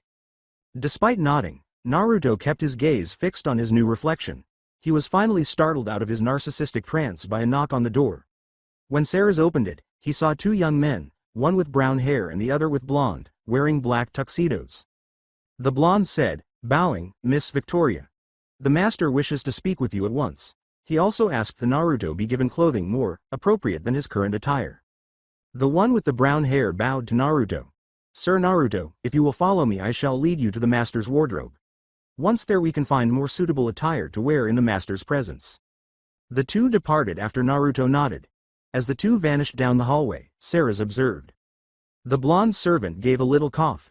"Miss Victoria, the master awaits your presence in the library." She moved into a shadow and said, "Thank you Alexi, I'll go see what he wants." She was encircled by bookcases when she came out of the shadows again. The library had thousands, if not tens of thousands, of books, as its name suggests. Shelves ran the length of 2 walls and nearly 30 feet up to the ceiling. The third was dominated by a massive fireplace with a cheerful fire, and the final one was filled with a huge stained glass window. There was a small table between 2 big wing-backed chairs in the middle of the room, close to the fire. At the moment, the table held 2 upside-down glasses and an open bottle of wine. Seize asked the room, "You wanted to see me, master?" Alucard's deep voice answered, "That I did. Come, sit with me. We have much to discuss." After walking around to the chairs, Sarah took a seat across from her master. Prior to her, the Count Dracula, the actual embodiment of the oldest and most potent vampire in the world, was the no-life king, not the well-known Alucard. According to her understanding, Alucard could only change into his true form when given instructions while he was under Hellsing's control. He could take on any form he wanted because the Hellsing family had long since passed away. However, she was aware that he typically used the Alucard of Hellsing form when he engaged in combat because he claimed that was how he dealt with everyday battles. She whispered, "What is it you wanted to talk about, master?" She was more afraid of Count Dracula than she was of Alucard, though she would never acknowledge this. Alucard was a complete psychopath, but that was really all there was to him. He was a bloodthirsty monster most of the time and a courteous gentleman when necessary. Predicting is not particularly difficult. However, the Count might be grinning and having a friendly conversation with you one minute, then use that same smile to murder millions of people the next. It was impossible to predict what the Count would do. The Count grinned warmly and said, "Sarah's, how many times must I tell you, I am no longer your master. Please stop referring to me as such." He sighed in frustration as Sarah shook her head and said, "You may call me Vladimir, Dracula, even Alucard if you wish, but not master. It does not befit one such as yourself. If you must be so stubborn about this, then simply say, 'My lord.'" She answered, "Yes, my lord." He continued to smile. "Now that is settled, on to business. I have been thinking on much lately, mostly about what to do with Naruto and all the problems or possibilities he may create. As such I have come to a decision that I believe will be the best for all of us. I will make him heir to my throne and all of its power." "My lord, you can't be serious." Sarah cried out, "The clans will be beyond furious, they'd likely kill him out of spite." "They may try," the Count replied sternly, "but if they lay so much as a finger on him I will demonstrate once more why I am king. The moment I declare him my heir he shall become my adopted son. I do not appreciate others attempting to harm that which I hold dear." With a terrified tone, Sarah questioned, "But why him my lord?" "Why not?" was the Count's amused response. "The two of you are the only remaining first-generation vampires in existence. Most of the clan leaders are third or lower. Your powers dwarf theirs in almost every conceivable way. More importantly to me though is his spirit. That boy is a fighter. Once his eyes are set upon a goal nothing will stop him from achieving it until it is his or until death claims him. His will is too strong for him to allow anyone to defeat him, do you understand? She looked into the fire and answered, I suppose so. As he gazed into the room in front of him, the Count declared, as fascinating as our brief conversation about Naruto is, we are not here to talk about him. Then what was it you truly wanted to talk about? Asked Sarah's, curious. You, was his straightforward response. Sarah's questioned incredulously, me? Why on earth would you want to talk to me about me? It has come to my attention that you have served me for a great many years without compensation. This is a mistake I never should have allowed. You who have so diligently followed my commands even after gaining your freedom deserve more than just life as another of my warriors. The Count let out a sigh and turned to hers. Would you do me the grand honor of becoming my no-life queen? With a hint of fear in his voice, Sarah's asked, you want me to marry you? No, what need have we for marriage? Besides, you wouldn't be so much my wife as my second in command. Also, it would technically make you Naruto's adoptive mother. The Count grumbled. Well, I guess I can deal with being a queen. It is every little girl's fantasy. She nodded lightly. And I did always dream of being a mother. Great. He clapped. In just 2 months, I've already called a clan council. Before then, I would advise you to purchase some more formal clothing. She raised her eyebrows. Only you could ever be excited about seeing that bunch of power-hungry assholes. I'm not looking forward to the meeting, he said with a simple smile. When I introduce you and Naruto, I can't wait to see the expressions on their arrogant faces. The mental image made them both laugh a little, but they stopped when someone knocked on the door. From the opposite end came a muffled voice. Master, Sir Naruto has come. Do I have to send him in? Send him in at once. Then, a little hesitantly, Naruto went into the room to speak with the man who had, in theory, saved his life. As Naruto came closer, Alucard grinned and admired Naruto's new attire, thinking, now he looks like a true and proper Lord of the Night. Naruto wore a long black hooded cloak with a red liner, more silver buttons, red cuffs, and a chin-high cowl. On his legs, he wore loose black slacks with an inch-wide red stripe bordered by silver roping running down the sides. On the back of each sleeve, another red line resembling the ones on his pants ran all the way from his cuffs to his shoulder before turning down to meet up at the coat hem to form a stylized letter W. His long silver hair was braided to form a short ponytail at the base of his angular face. Sarah smiled and said, you look good in that, Naruto, much better than those rags we found you in. With a slight flush, Naruto said, thank you, Miss Victoria, I think that's the first time anyone has ever said that to me. No one had ever complimented him on his appearance before. Walk around any city looking like that, you'll get all the compliments you can imagine, she laughed. She started to say something else, but the Count's barely noticeable frown was enough to stop her. Naruto, I'm sure you have a ton of questions. Don't be afraid to ask, the Count said gravely. I want to thank you for helping me, but I can't really do that if I don't know your name, Naruto said after he hesitated for a second. Who are you, then? He just had to ask that, didn't he? Sarah said, fighting the impulse to palm his face. These are the more fundamental things you should know because I won't bore you with my life story. Vladimir Tepes is my real name. I was born in a little kingdom called Wallachia 7680, 3 years ago. For a variety of reasons, I was scheduled to be executed close to my 32nd birthday. I became the first vampire after striking a bargain with the devil because I was so terrified of dying. I became Count Dracula and changed my name. A group of amazing humans defeated me nearly 2 centuries later. One of them made me serve his family and used me to hunt down other monsters, including the vampires I had made. The family eventually died out, and I was set free. He said slowly, since then, I have spent the majority of my time here in the underworld building a kingdom for vampires. Even though I didn't fully comprehend everything, I believe I understand the concept. Okay, so can I do all the cool things you see in the movies since I'm a vampire? Like flying, mind control, or changing into bats? With excitement, Naruto inquired. Yes, eventually, but not just yet. As of right now, you are merely a fledgling, basically, a human with vampire characteristics. Right now, you outperform most humans in terms of strength, speed, and toughness, but not all.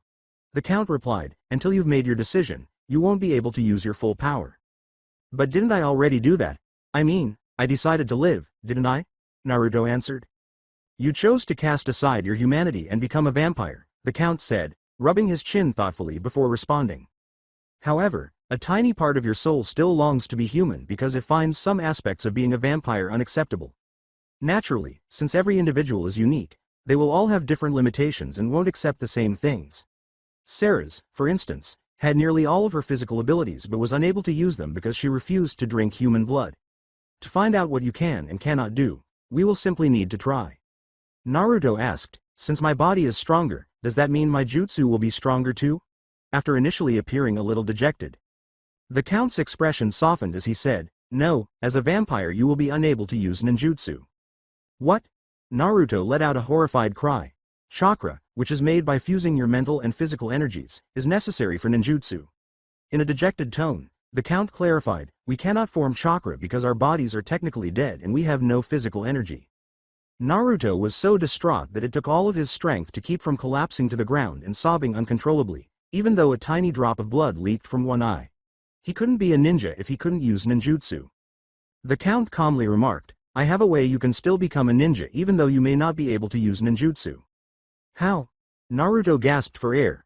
We may not be able to use ninjutsu, but I can teach you the many demonic spells I have learned over the years. The elderly vampire replied. Without ninjutsu, Naruto could still become a ninja by using magic, and his eyes glowed with excitement once more. Thank you. Don't thank me now, I haven't started your training yet, the Vampire King said with a laugh. Do you have any more queries? After giving it some thought, Naruto shook his head. After that, I want to ask you a question. Do you want to hear it? Dracula posed the question gravely.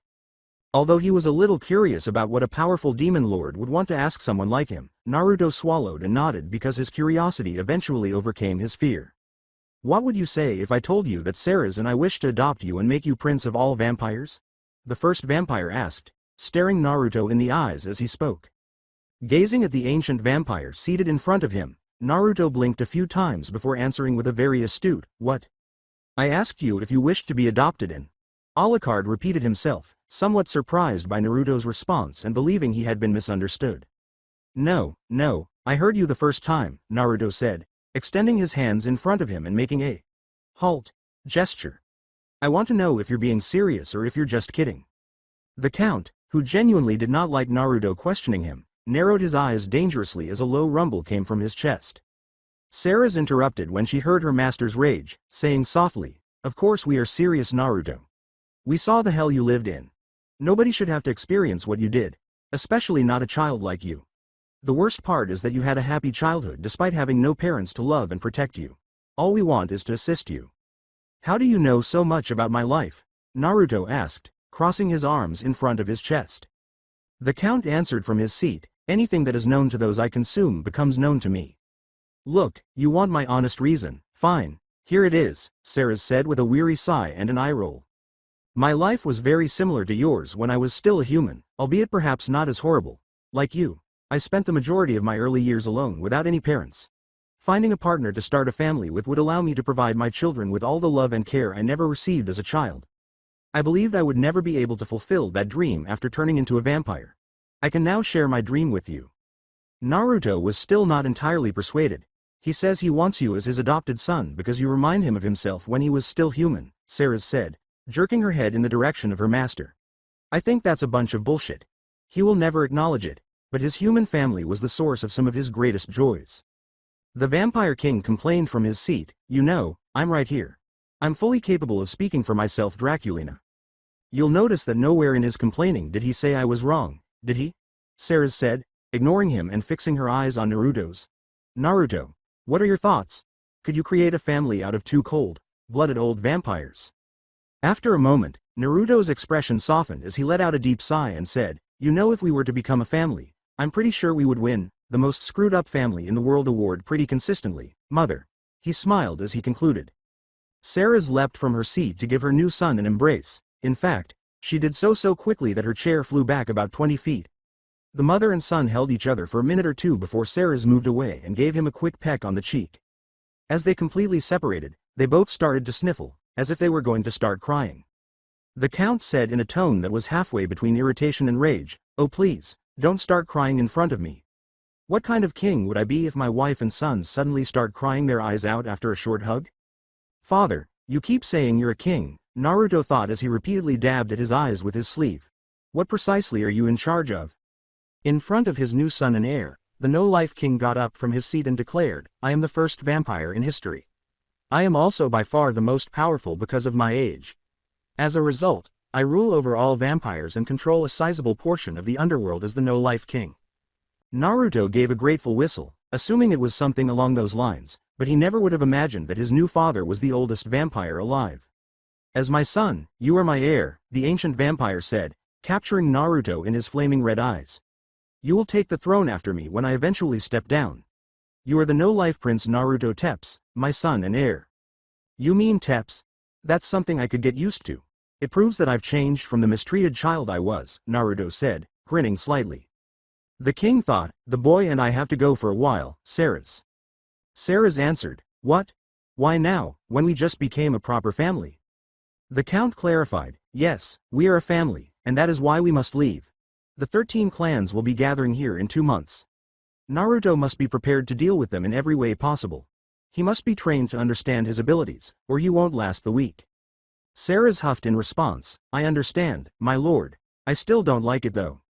Turning back to Sarah's, the ancient king bowed slightly and grinned a little before saying, until we meet again, my lady.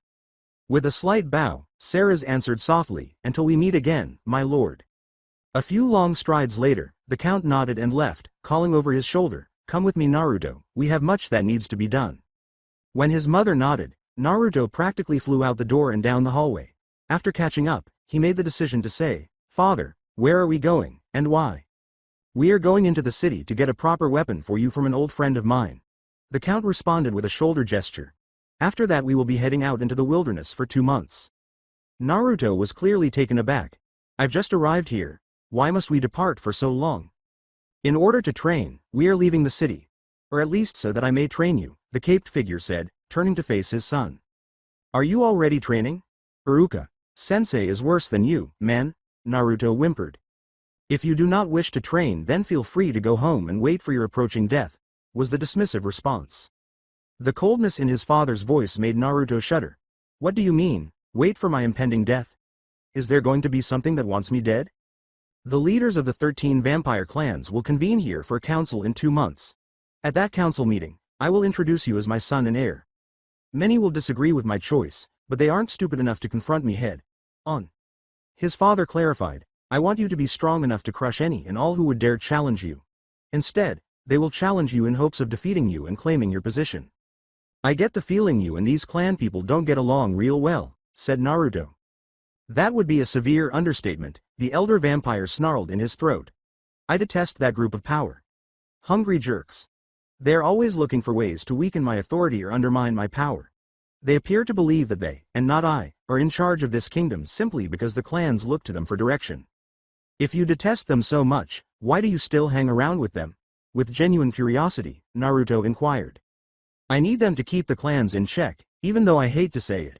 There would be nearly constant conflict between the clans in the absence of the clan leaders.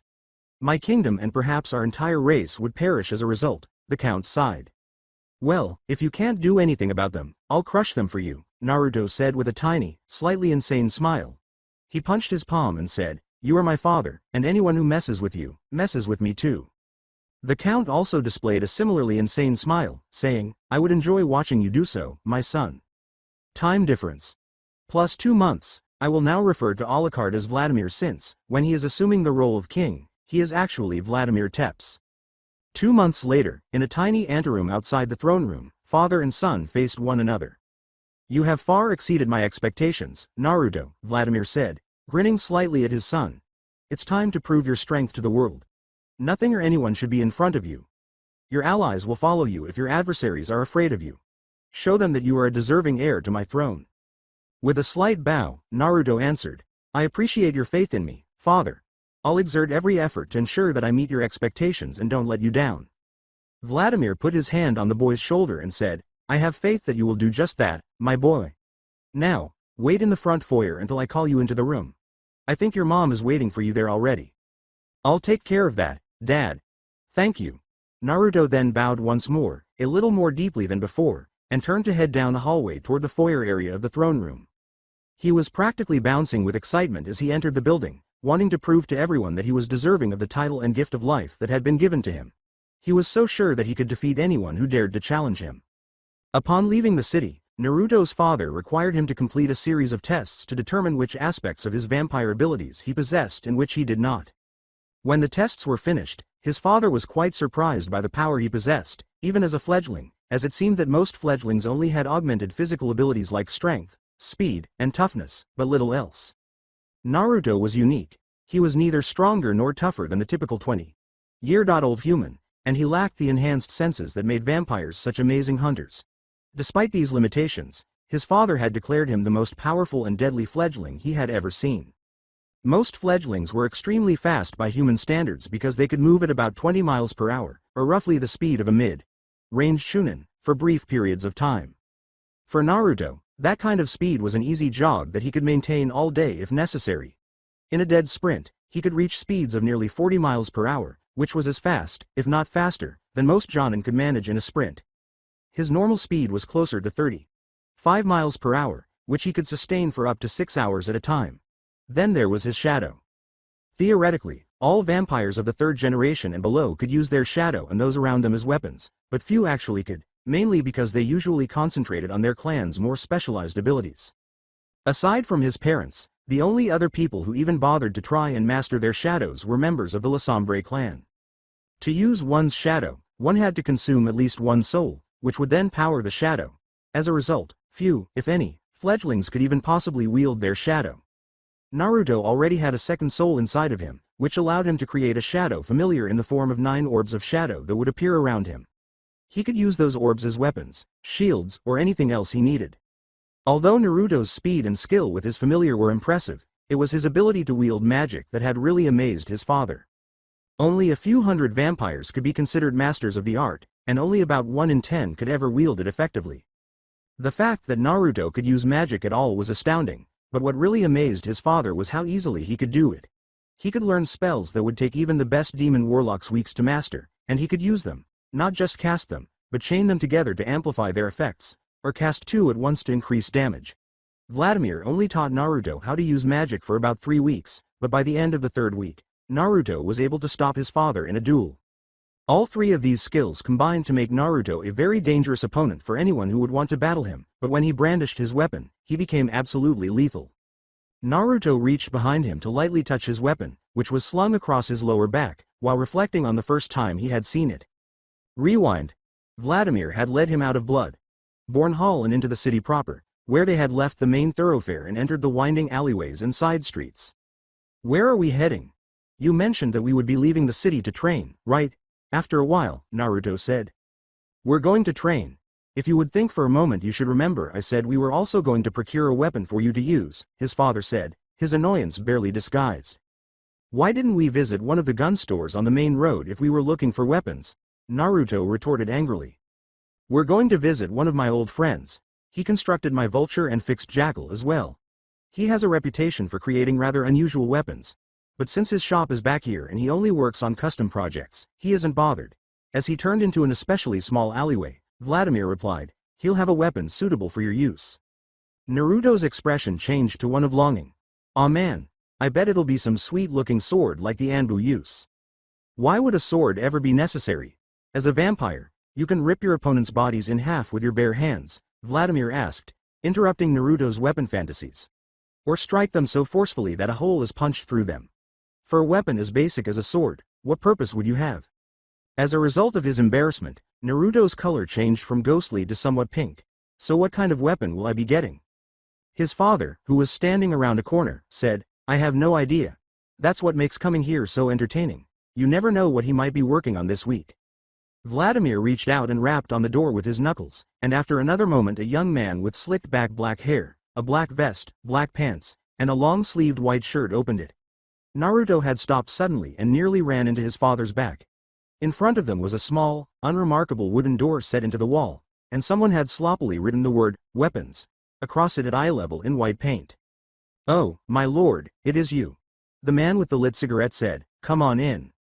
Naruto followed closely behind the old vampire as he strode in, closed the door, and then left through another. Naruto didn't notice as his gaze wandered around the room, which appeared to be a cross between an armory and someone's uncleaned garage. Numerous weapons of all kinds littered the tables scattered throughout the room in various states of construction, and large racks on the walls held a variety of polearms and swords. For some reason, he left his father's side and began to approach the strange-looking objects on a low counter near Naruto. Two of them seemed to be a pair of thick yellow metal bracelets. One was a thin white sword with a small cylinder between the blade and grip, and the third was just a large red metal rectangle. However, he stopped when the man returned to the room with two large suitcases, which he set on the table. After tapping the ashes from his cigarette, he said, "Here you go, as usual, 10 fully loaded clips per weapon. So, what brings you to my humble little shop? Usually, you send Sarah's or another servant down to retrieve these. I'm assuming you're either bored and wanted to stretch your legs or you want something from me. What exactly is it? Maintenance, tuning, cleaning, changes, etc.?" He trailed off in a suggestive manner. With a nod toward Naruto, who was standing there trying to blend in, Vladimir responded, "I'm looking for a proper weapon for my newest fledgling, and your family has always made such excellent and unique weapons." "That's him. What do you have that might work?" he asked. "Would I be right to assume that you don't want another Harkonnen?" The man grinned. "Because I believe I have one of the copies in the back somewhere." "You only need one Harkonnen. However, a weapon at a distance would be much more beneficial." The man laughed and said, "You ruin all my fun. So you're looking for a mighty weapon, huh, kid?" The man grinned once more as Naruto nodded slowly. "All right, then, please allow me to introduce myself before we continue. My name is Walter C. Dornas VIII, and I am a master assassin and weapon designer extraordinaire," he said, bowing deeply at the waist before rising again. "However, you can call me Chris because that's my middle name and everyone calls me that. To be honest, though, as long as I'm paid, I don't really care what you call me. What kind of weapon are you specifically seeking, child?" He sprayed Naruto's face with a long stream of smoke. With a scowl, Naruto waved the smoke away and said, "You'd better remember my name, Naruto Tepps, not Kid." All right, sorry," Chris said, raising his hands defensively. "I didn't mean to offend you in any way. Please respond to the question. If I'm given a blank, I can't be of any assistance." "I really don't know what exactly I'm looking for," Naruto said with a furrowed brow. "I am certain that I want it to be strong and adaptable to nearly any circumstance. A single weapon suitable for use in any combat situation," Chris said, rubbing his shin thoughtfully. "It is undoubtedly a challenging proposition, but it is not unachievable." The weapon maker looked up at the ceiling and muttered to himself, "Let me think here," but his gaze remained fixed on Naruto. Naruto, much to his father's amusement, started to slink back towards the large red object, assuming that Chris was not listening. Every weapon in the shop was forged from demon steel, a metal that was made from underworld iron and forged using hellfire. Each weapon had its own aura of demonic energy, and anyone who didn't already have a weapon would be drawn to one or another as soon as they walked into the store. Usually, the weapon that drew them in ended up being nearly ideal for them to wield. As Chris observed the boy, he thought, "Oh ho ho, interesting choice, boy. So that is his weapon, huh? I'm not sure if a kid like him can actually wield that thing, but we'll see. However, it will definitely be something to see no matter what." Unaware of the attention he was receiving, Naruto eventually got close enough to examine the object that had caught his attention. Upon closer examination, he discovered that it was actually a collection of smaller pieces that were folded in and around one another rather than a single, thin black rod that protruded straight out of the side.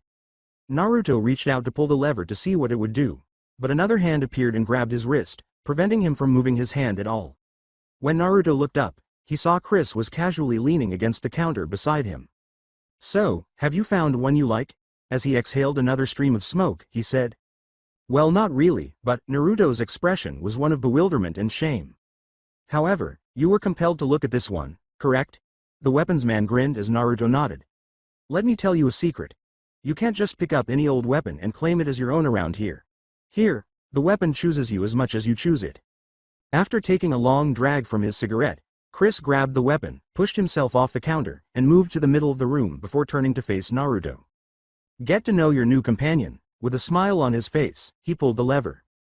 After a few moments, Chris held a 6-foot long war scythe in his hands, and Naruto watched in wonder as the metal hunk unfolded. The scythe and its large counterweight dominated the other end, while the haft was a shiny black color with a large red rectangular bit about halfway. The haft ended in a small but vicious-looking spear blade. "Let me show you one of my deadliest inventions.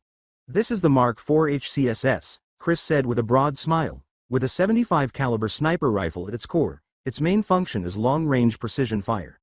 It uses demon steel rounds that pierce high explosive armor and are fed from a magazine with 15 rounds. Because of its adamantine edge, the blade can easily cut through all but the hardest materials. It's really lovely." Naruto looked at the scythe and whispered. Chris groaned as he pulled the lever once more, causing the blade to fold back up into a more manageable size. It has a name you know. What is it? I am pleased to introduce Crimson Moon to you, Naruto Teps. Chris put the weapon in Naruto's extended arms and said, if you take good care of her, she'll take good care of her. End of flashback. Unconsciously rubbing his weapon against his lower back, Naruto used his other hand to push open the door into the foyer, where, as his father had predicted, his mother was waiting for him. She rushed up and embraced him tightly as he shut the door. I'm so happy you're back, Naruto. We can now be a real family, she said happily as she hugged him. She then pushed him back and held him at arm's length and peered intently at him. You seem different somehow. Mom, I apologize. I haven't changed at all. With a nervous head rub, Naruto replied, I changed my shoes for some combat boots. It looks like you changed a lot more than I did though.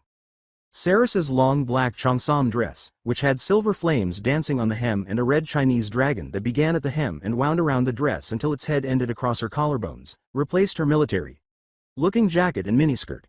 Her normally somewhat wild blonde hair was also styled in an intricate bun that was secured in place with 2 jeweled pins. With a furious huff, Saras crossed her arms and said, I was told to wear something more formal than more normal clothes, and this was all I could find. Naruto chuckled. Don't take this the wrong way, but your normal choice of apparel makes you look like a human teenager. I don't understand what the issue is with that. Saras raised an eyebrow in response, saying, they're infinitely more comfortable than this stupid dress. While I agree that modern clothes are more comfortable, you're hardly a teenager, he responded. What does that mean? Do you mean that I'm elderly? You're very grounded if you are. She scowled menacingly as she spoke. Crap, crap, crap. She's going to kill me. That so did not come out the way I meant it to, said Naruto, holding his hands up in front of him like a shield. A deep, gravelly laugh reverberated inside his head. Kurama. Stop laughing your ass off and help me, Naruto yelled to himself. The voice said, no way kid, this is the best entertainment I've had in years. It's like watching a soap opera, only without the cheesy music. Naruto saw a 9-tailed fox that was 10 stories tall. Over the past 2 months, Naruto and the fox inside of him have become much more at ease with one another. Kurama had grown to appreciate Naruto's perseverance in the face of hardship and his mental toughness in the face of all the abuse he had endured. Naruto was simply relieved to have someone with whom he could talk freely and who understood what he had gone through in life. He was also delighted that the fox had become his first familiar. The two were practically friends, which naturally meant that instead of wanting to kill each other whenever possible. Naruto begged, come on, you big stupid furball. Get off your well-cushioned ass and help me out here. She's going to kill me, and if I die, so do you. Calm down, Kit. She won't murder you. That's not how women operate, the demon fox said with a deep laugh. Are you sure, really? Yes, she won't kill you, the fox sighed, adding, but if she's like Nibby, then sure, she might kill you. Instead, she will beat you until you're completely broken, then grind you, wait for you to recover, and then beat you some more. I'll take just getting killed, it sounds far less painful, moaned Naruto. Kurama said in a wise tone, hey, don't go whining to me. You were the one who made fun of her age. Besides, technically, you're already dead, makes it kinda difficult for her to kill you. Anyway, while you get your ass kicked, I'm going to sit here and watch and laugh. Oh, by the way, did you know you can get popcorn in here? 'Cause apparently you can, or at least I can. Stupid, lazy, good-for-nothing overgrown plushie, Naruto muttered to himself. Fortunately, only a few seconds had passed because the entire exchange had happened at the speed of thought. Sadly, this meant that Saras was still furious and standing 2 feet away from Naruto. Saras turned away from Naruto and went to a large mirror that was enchanted to show what was happening in the throne room, but before he could demand an explanation, a huge gong sounded from somewhere in the building, signaling the start of the council meeting. Naruto sighed in his head, phew, saved by the gong. Kurama remarked, wasn't that a TV show at some point? Huh? Never mind. Next to his mother, Naruto approached and looked into the mirror. Vladimir stood in front of his throne in the throne room, surveying the other vampires gathered in front of him. The group was a cross-section of his entire kingdom. Each of the 13 clan leaders was present with an entourage of several hundred, including various assistants and other high-ranking members of the clan. The power in the room would have been terrifying to anyone who wasn't a true demon lord, and many actual demon lords would have been terrified anyhow, since 14 of the most powerful creatures from the underworld had gathered in one room. For Vladimir saw nothing but the annoying bureaucracy that kept his kingdom. With the tiniest bow, Vladimir declared, representatives, lords, ladies, I welcome you to blood. Bourne Hall and the great city of Shadowfang. Before we begin our council, I would like to remind you that this city is of the kingdom. This is my city. Any form of clan conflict will not be allowed inside my walls. If any of your members decide to disobey this law, they will be put to death by exsanguination right away. There won't be any fighting inside these walls. There were several murmurs in the crowd, but nobody challenged the king's laws. Nobody was that suicidally foolish. Many of you have been pressuring me to take a wife for the past few decades, and as a result, many of you have offered up some of the older females of your clans as potential candidates for my hand in marriage. Before we move on to the council's normal business, I have a few announcements that need to be made. He paused for a moment. To be honest, I have no idea why you did this, but I don't care. But I've recently come to the conclusion that you're right. It's past time I found a partner with whom I could company rule this country.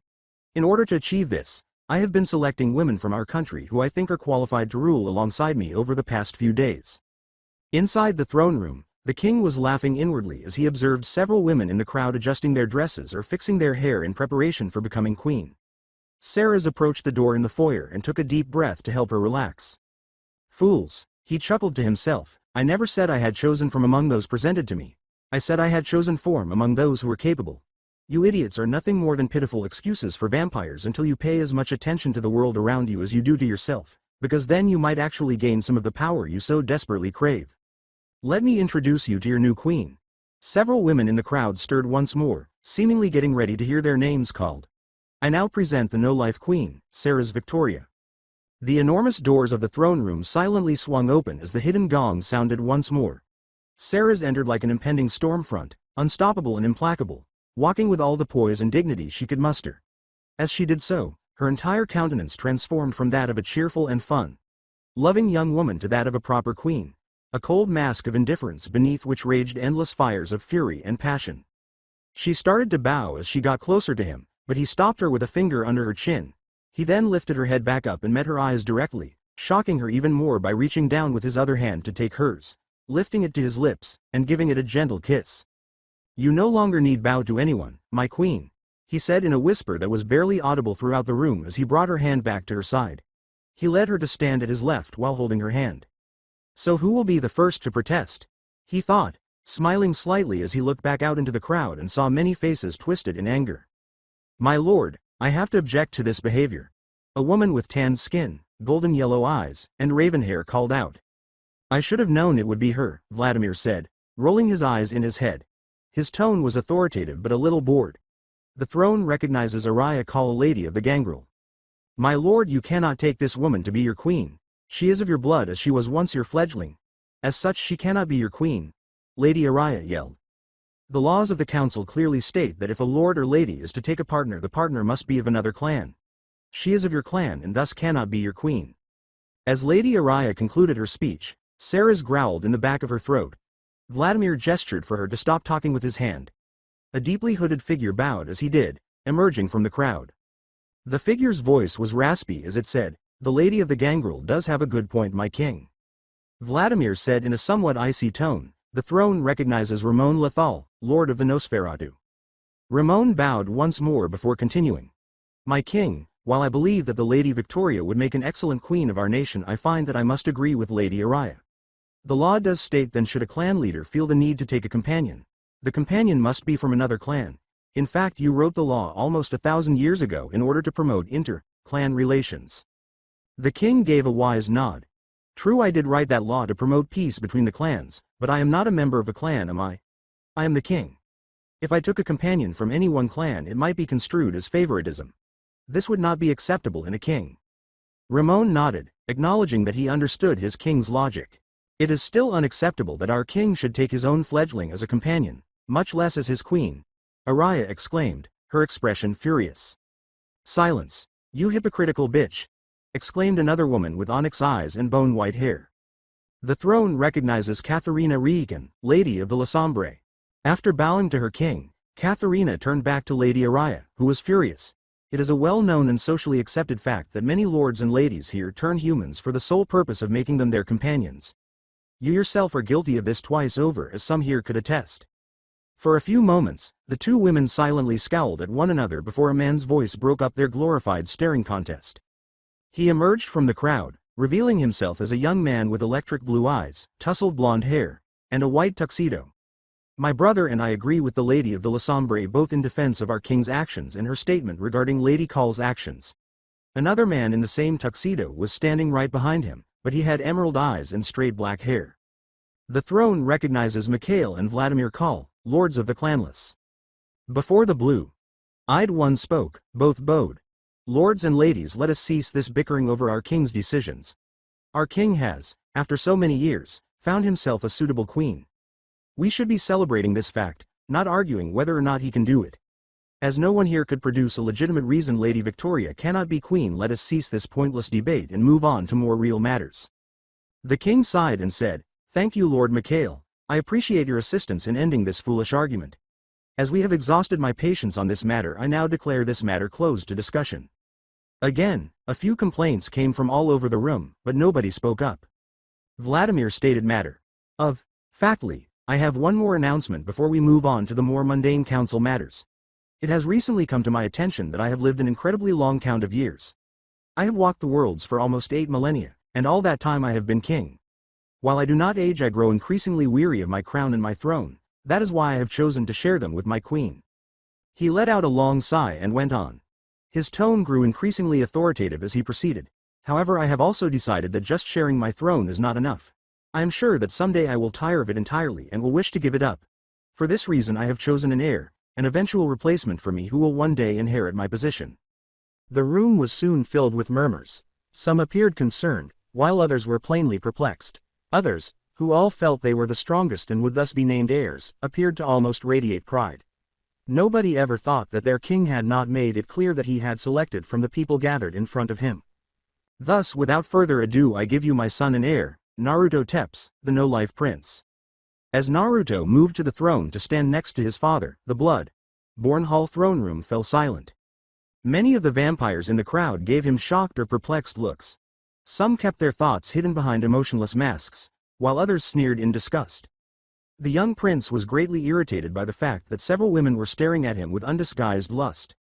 Naruto stood to the side, a little behind his father, and the awkward silence persisted until he finally stopped moving.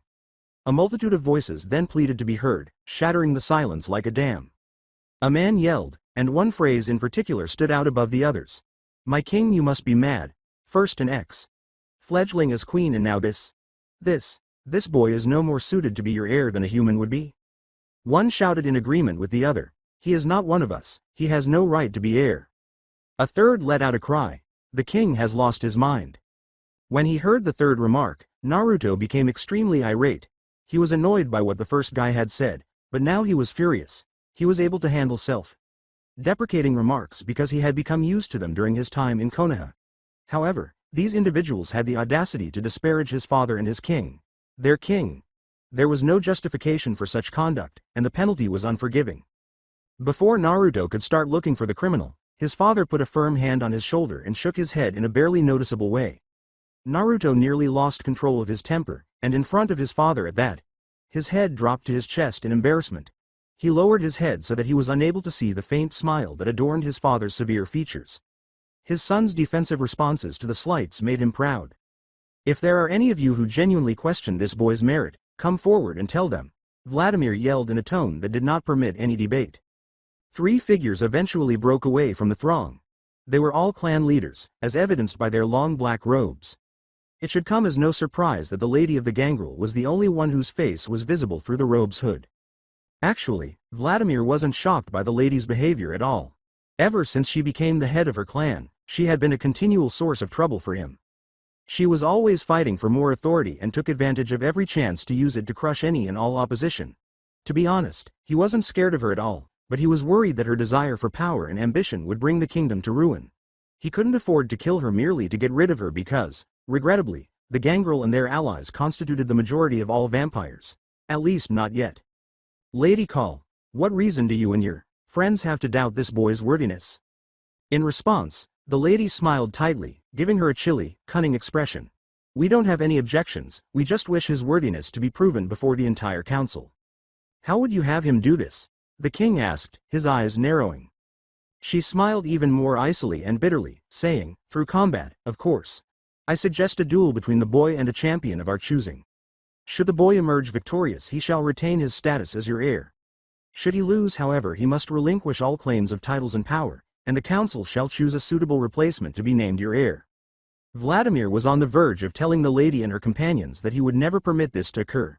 At any rate, not under the terms she suggested. But before he could say anything else, a different voice interrupted. Naruto said in a firm voice, I accept, name your champion, and bring him forward. I will prove my worth to all of you here and now. After bowing slightly, the three clan heads turned to one another and started whispering to one another. Saras's eyes were worried as she gazed at her son. Are you sure about this, Naruto? You don't have to do it this way?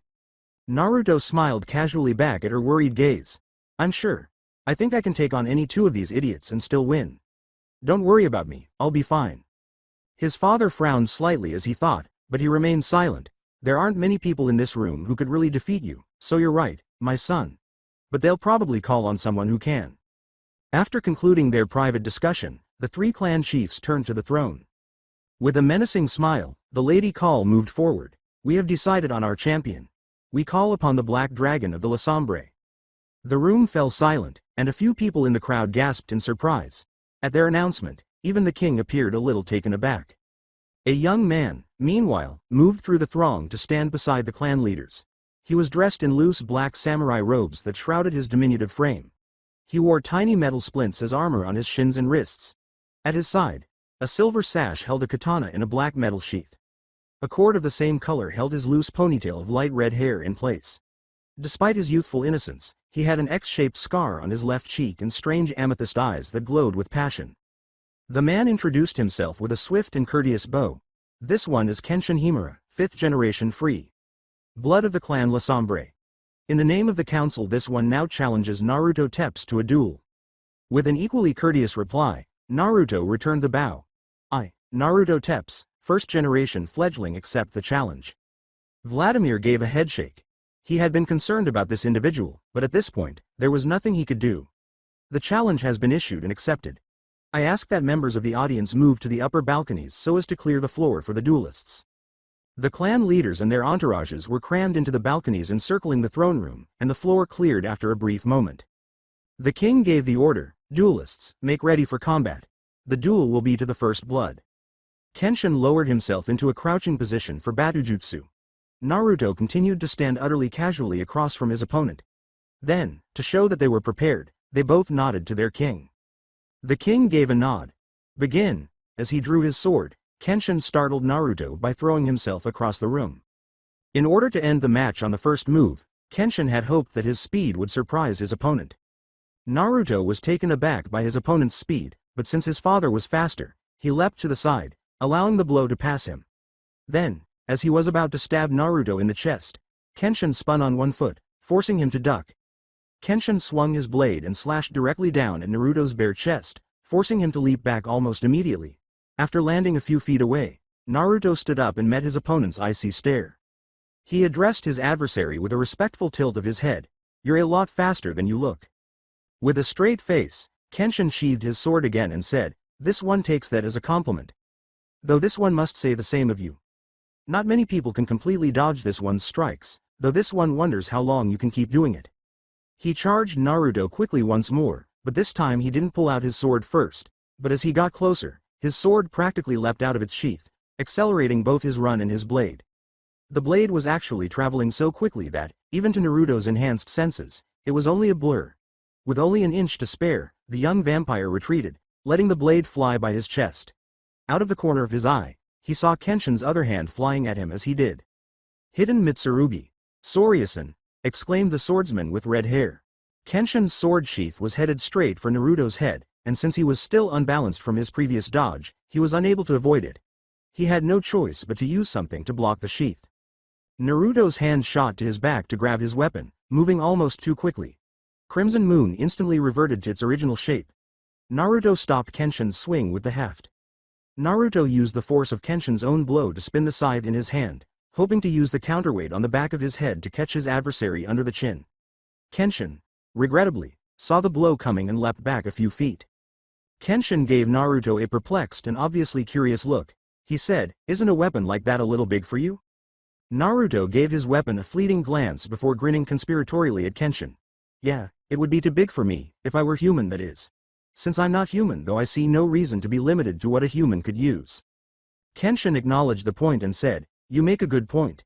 Even so, wielding a weapon of that size will only slow you down with its weight. If you can't catch this one, you won't win. Is that so? Naruto asked, grinning mischievously. I guess I'll just have to prove you wrong then, won't I? Kenshin saw the younger vampire tighten his hold on his weapon. Unexpectedly, however, Naruto did not attack. In fact, he remained in his current position without moving. Rather, he whirled his scythe in his hand until the spear point on the end of the haft was aimed directly at Kenshin's heart and the blade and haft were parallel to the ground. With a sly smile, Naruto closed around a tiny lever protruding from the side and fingered the big metal block in the middle of the haft. His quick yank on it made a little chack sound, like a gun being loaded. With a serious frown, Naruto remarked, I hope you can dodge as fast as you can attack. I prefer not to kill you if I can help it. He raised the scythe's head into the air behind him, shifting his stance forward. He inhaled deeply and concentrated on his objective. He whispered, here I come, don't blink. With a loud crack, a tiny puff of smoke emerged as the scythe's tip jerked slightly. Naruto rocketed toward Kenshin, following him with his scythe, and Kenshin jumped to the side. His warrior instinct prompted him to leap almost immediately, and as he did, he witnessed Naruto speed back through the area he had just left.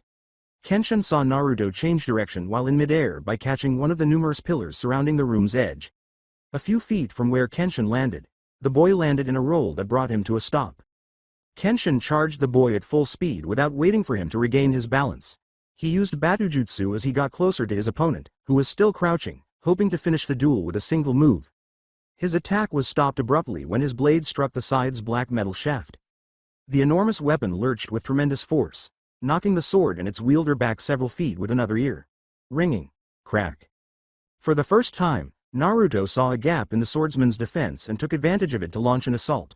He attempted to shoot his opponent in addition to spinning, slashing, stabbing, and clubbing, but nothing worked. The red-haired swordsman used his blade to counter every attack he could, dodging those he couldn't as if it were instinctive. This went on for nearly a minute until, following one especially vicious exchange, the two fighters dispersed as though nothing had occurred. Naruto was giggling to himself as he waited to see what his opponent would do next. Man, this guy is really good, even though he's not as good as Dad, he's still unique. I'm having to do everything in my power to avoid being destroyed by his counterattacks because I can't get past his defenses even with the recoil strikes. This man is an incredible swordsman. I would advise you to take action if you're done staring at your opponent like a fool. We have a duel to win. In case you forgot, from the back of the young vampire's mind, Kurama snarled. I know exactly what I have to do, Fluffy, Naruto snarled in response. I can't hit the guy because it's clear that you haven't been paying attention. If I can't even hit him, it's difficult to make him bleed and win. Kurama muttered darkly, you know you don't actually have to hit him to make him bleed, you dunce. Do you mean that I don't need to strike him? I have to hit him, of course. In response, Naruto yelled in his head. I simply haven't discovered how yet. Every time I attack, he consistently blocks me or avoids my blows.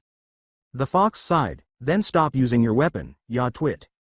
What would I do then? Make use of my fists. Are you attempting to defeat me? Naruto retorted in rage. 100-foot tall fox repeatedly slammed his head against a wall in frustration while deep in Naruto's mindscape. You freaking idiot, you're a vampire. Kurama let out a roar. Make use of your shadow, magic, or something else. A vampire who would lose to someone 4 generations below them is not someone I will collaborate with. My reputation would be ruined, really. You overgrown plush toy, you don't have to be so damn loud. In response, Naruto yelled. Despite what you might believe, I am fully aware that I have other options besides using my weapon. I simply don't think it's fair. Kurama was about to respond, but their opponent charged at them again. At the last second, Naruto was able to block Kenshin's blade. The swordsman, surprisingly, did not attempt to breach Naruto's defenses. Rather, he turned to the side and pulled his blade away. Hidden Mitsurugi. Ryukansen. Naruto became aware of his opponent's actions with a start. Kenshin had deliberately hit Naruto's guard to divert his attention. He had spun to increase the centrifugal force of the blow that would strike his exposed back if he did nothing. He thus vaulted himself away from his adversary using Crimson Moon as a pole. However, he saw Kenshin moving forward to launch another attack as he landed. Hidden Mitsurugi. Ryusosen. Kenshin unleashed a torrent of lightning. Fast blows. Naruto blocked them all by wielding his scythe as he would a quarterstaff. Nevertheless, the force and intensity of each blow left him completely stunned. Seeing that Naruto was still a little unsteady from the previous blow, Kenshin seized the opportunity to attack once more. He lunged at his adversary and froze in a crouch only a foot away. Hidden Mitsurugi. Rishozan. Kenshin leapt like a rocket from his crouch. He extended his blade in front of him, pointing it up at the sky. Naruto instinctively leaned back a few inches. Naruto realized as the blade and its wielder flew by that Kenshin's blade would have sunk deeply into the soft tissues of his throat if he hadn't leaned back. Sadly, he was unable to utilize his brief reprieve. Hidden Mitsurugi. Ryutsusen. Kenshin's blade was leading the way as he descended like a meteor. His sword fell toward Naruto like a guillotine, and he had thrown all of his weight and strength into it. Despite his speed, Naruto was aware that he would not be able to make it if he attempted to jump to safety. As a result, he fired Crimson Moon twice and let the recoil propel him across the room. Nevertheless, the sole of his shoe was nicked by Kenshin's blade. As the two arose from their respective landings, there was another unplanned pause in the fighting. The two locked eyes and stared at one another, each attempting to predict the next move of the other and devise a countermove. "Hey, are you awake in there, fuzzball?" Naruto made a mental call. "You jerk, of course I'm awake. I'm awake because of all the banging you're doing. It feels like an earthquake is happening here." Kurama gave a testy response. "I apologize if I interrupted your nap. Look, the next time he attacks, I'll need you to protect me so you can counterattack. Prepare yourself for a level 3 release," Naruto ordered. "Oh, that will work, huh? This will go fucking fantastic," the fox sarcastically remarked. "It will definitely work," Naruto retorted. "Nobody would ever believe that a novice like me could possess or even use a familiar." Kurama softly retorted, "That's true for most vampires, kid. You are a first-generation fledgling, though. For you, the standard guidelines about what you can and cannot do are completely irrelevant. In addition, since your opponent is a Lasombre, shadow attacks are ineffective against him." "What? Why not? For heaven's sake, have you forgotten what your father taught you about the different clans?" The fox let out a cry.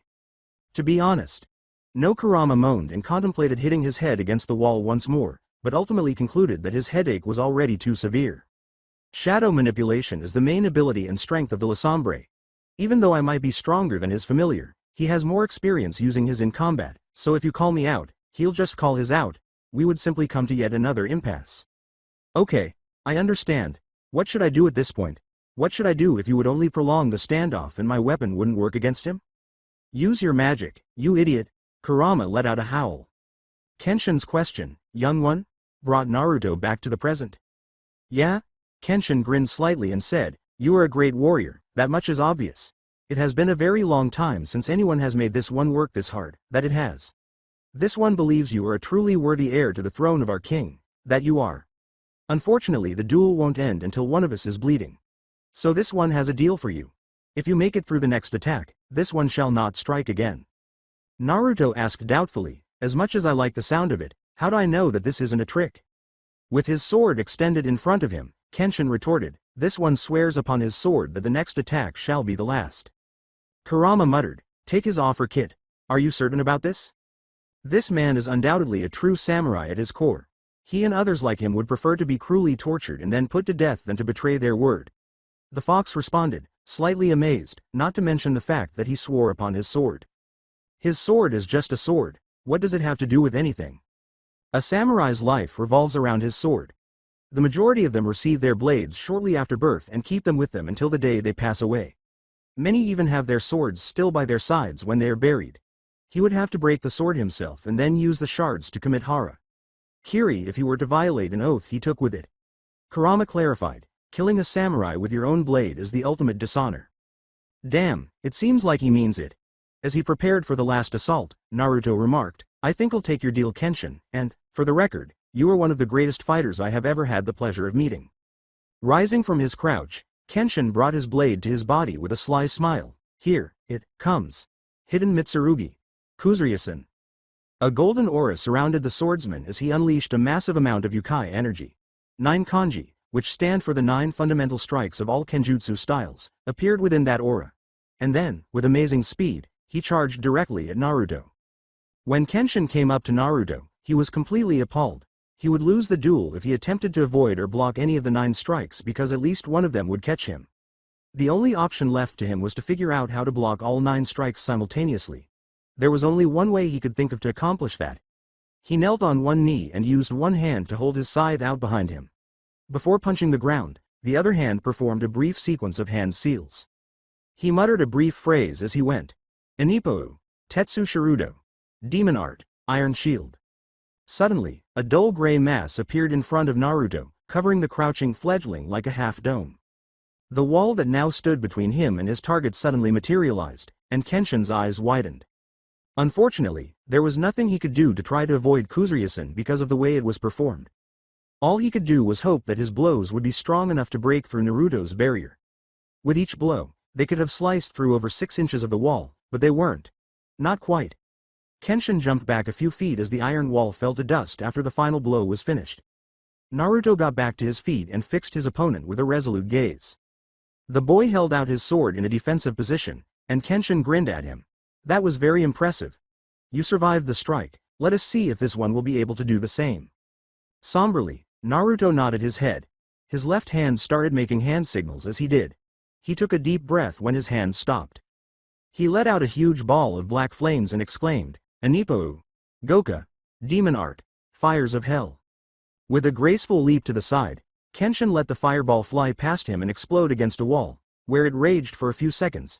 However, the leap had put him in danger because, although it had swept him clear of the fireball, he was going to fall squarely in the path of Naruto's already moving scythe. Kenshin was able to block with the flat of his blade with a speed that came from years of training and even more life or death encounters. The force behind the strike sent him flying back several feet because, even with the block, he was still in midair. Naruto struck again after spotting an opening.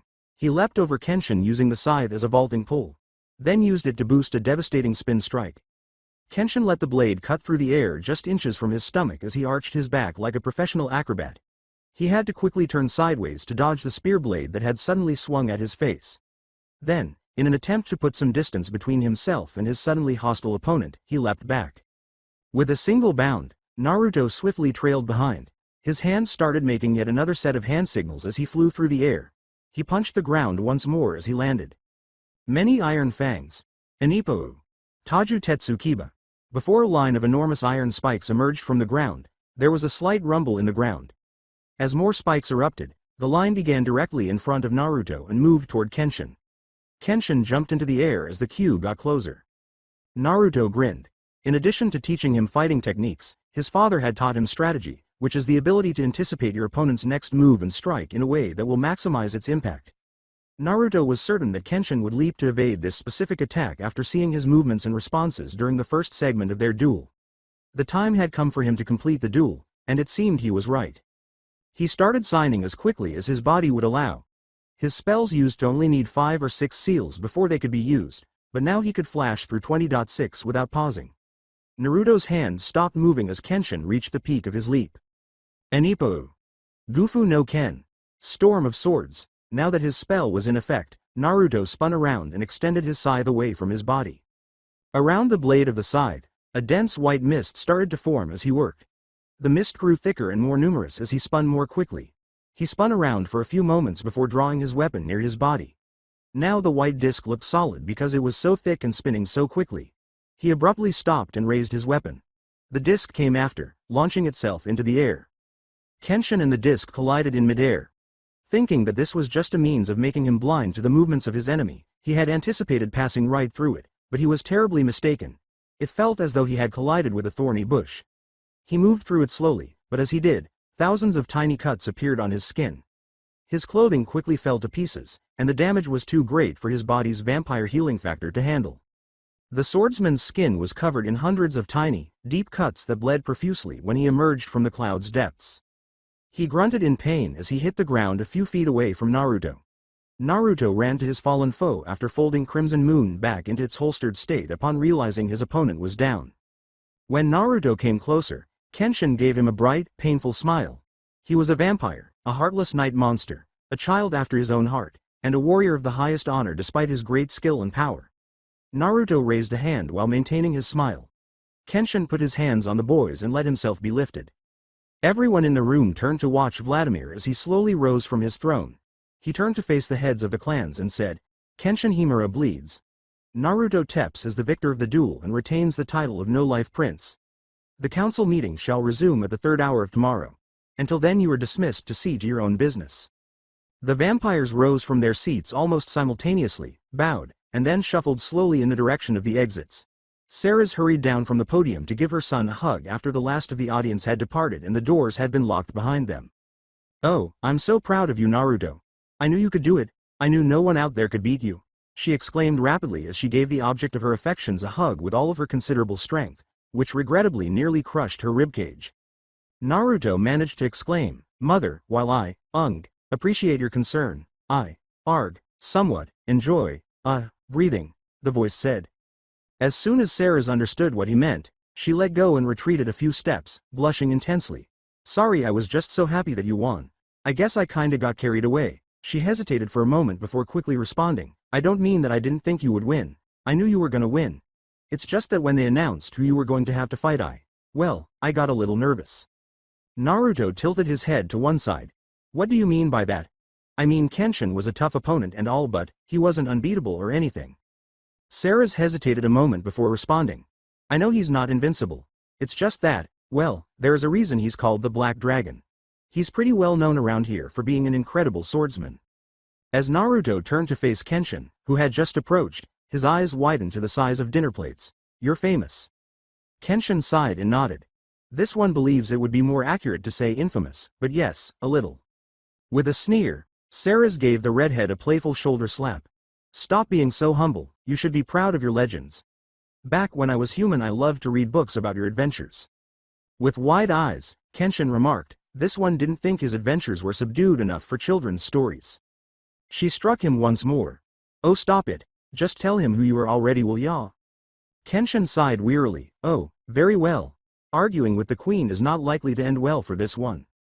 In all reality this one is actually almost 150 years older than your mother. When this one was human he was considered to be one of the best swordsmen in the world. Everyone in this one's nation called me Hitakari Badose and feared my blade for the hidden Mitsurugi style was almost unbeatable. Later though this one slowly lost the ability to use the style and settled down. Unfortunately the past eventually came back to haunt me with the deaths of my wife and son. But that is a story for another time. Suffice to say once this one was changed he quickly became recognized as the greatest vampiric swordsman in the world. Naruto gazed at him, his eyes wide and blinking rapidly, his mouth agape like a fish. He shook his head and went back to his more typical expression after a brief period of this. So basically what you two are telling me is that I just beat one of the world's greatest swordsmen, right? Sagely responded Naruto. The two elder vampires gave a nod. Like the sun, Naruto's face glowed. Sweet, I am so cool. When Naruto started to jump up and down with excitement, Kenshin was a little surprised. This one does not wish to rain on your parade, but he feels he should mention that he didn't go all out. After giving him a brief glance, Naruto lowered his head to his chest and muttered, I am so not cool. Naruto's response caused Kenshin to palm his face. Is this the upcoming Vampire King? We're in so much trouble. Vladimir walked up to the small group and said, if I may interrupt, there is a matter that I wish to address. Kenshin turned and made a deep bow. Your Majesty. With a sparkle in his eye, Vladimir said, Rise, I have a question for you, Mr. Himura. While watching the two of you battle I realized that there is much I cannot teach Naruto due to the way he fights. Thus I wish to ask you if you would be willing to be both his combat sensei and his bodyguard. Kenshin was genuinely taken aback by the proposal.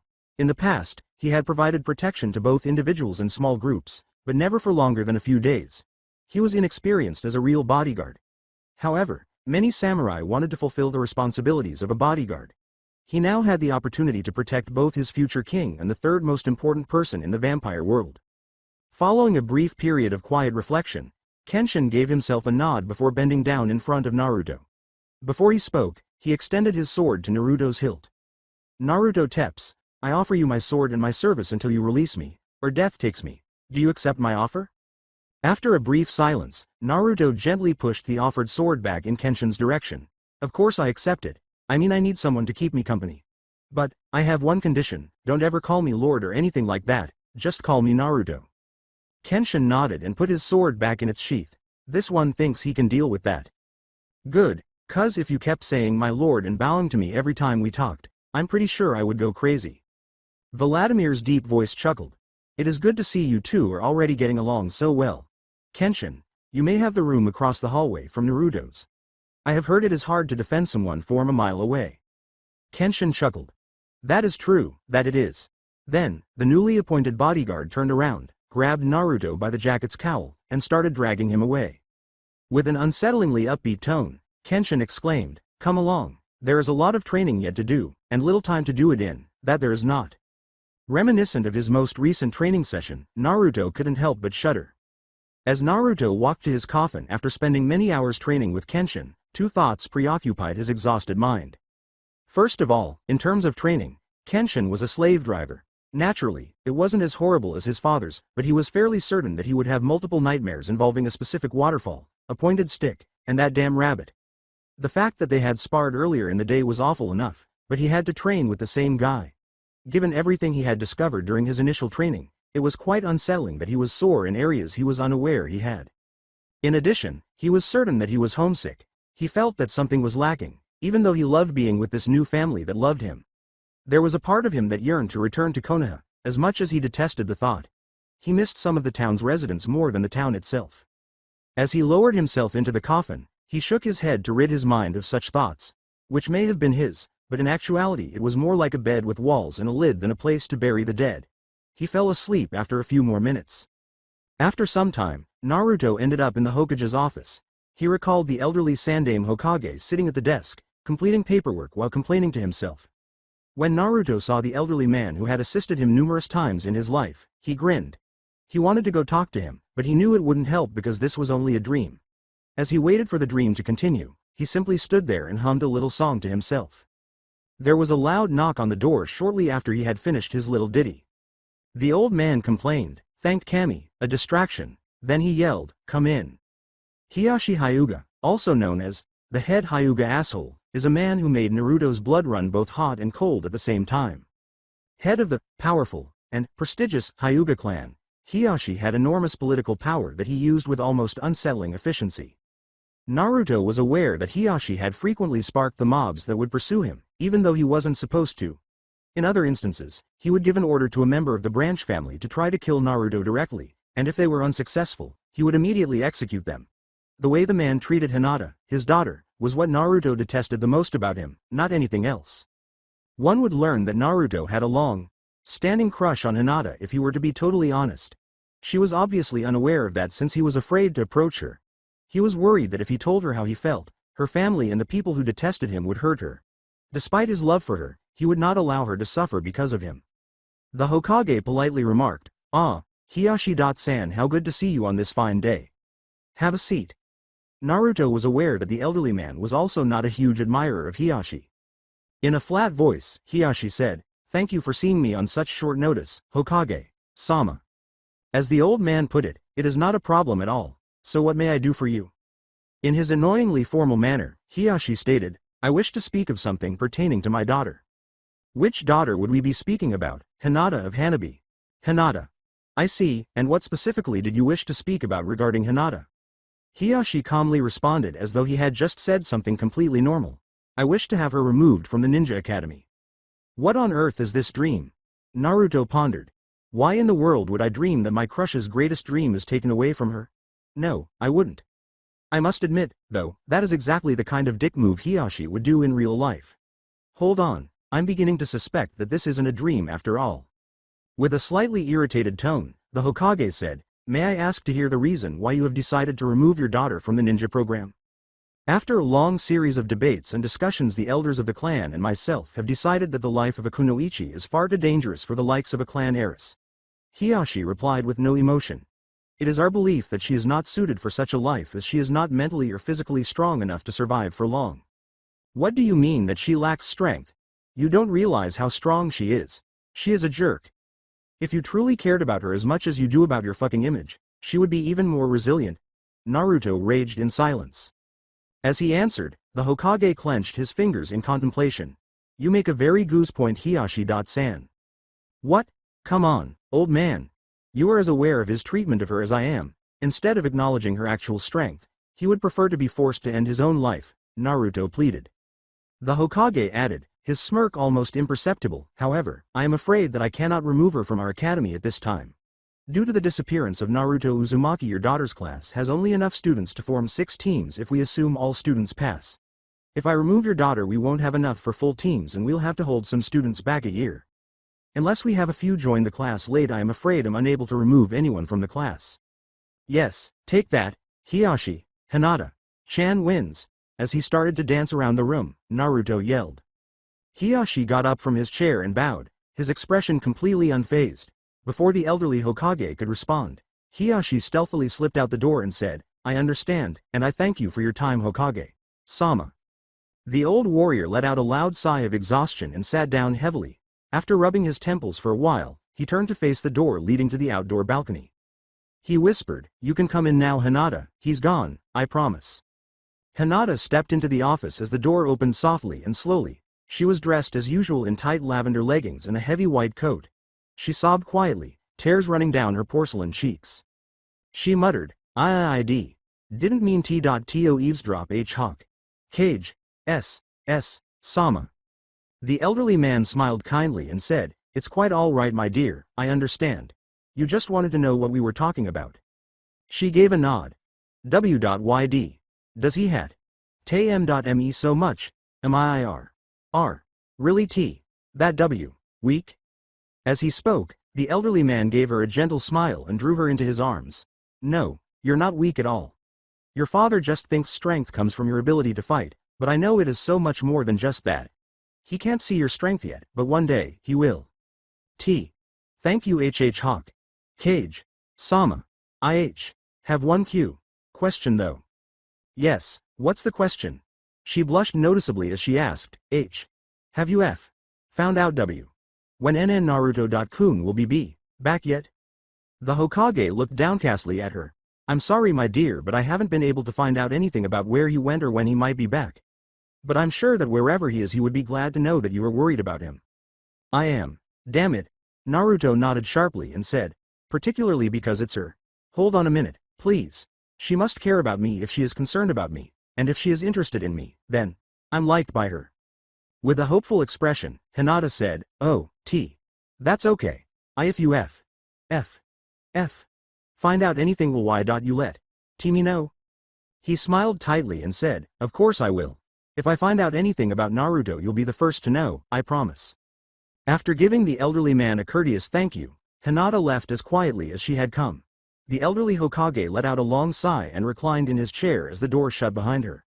Naruto, he said to himself, wherever you are, I hope you come home soon, if only for a short time. Many people around here miss you terribly, I'm one of them.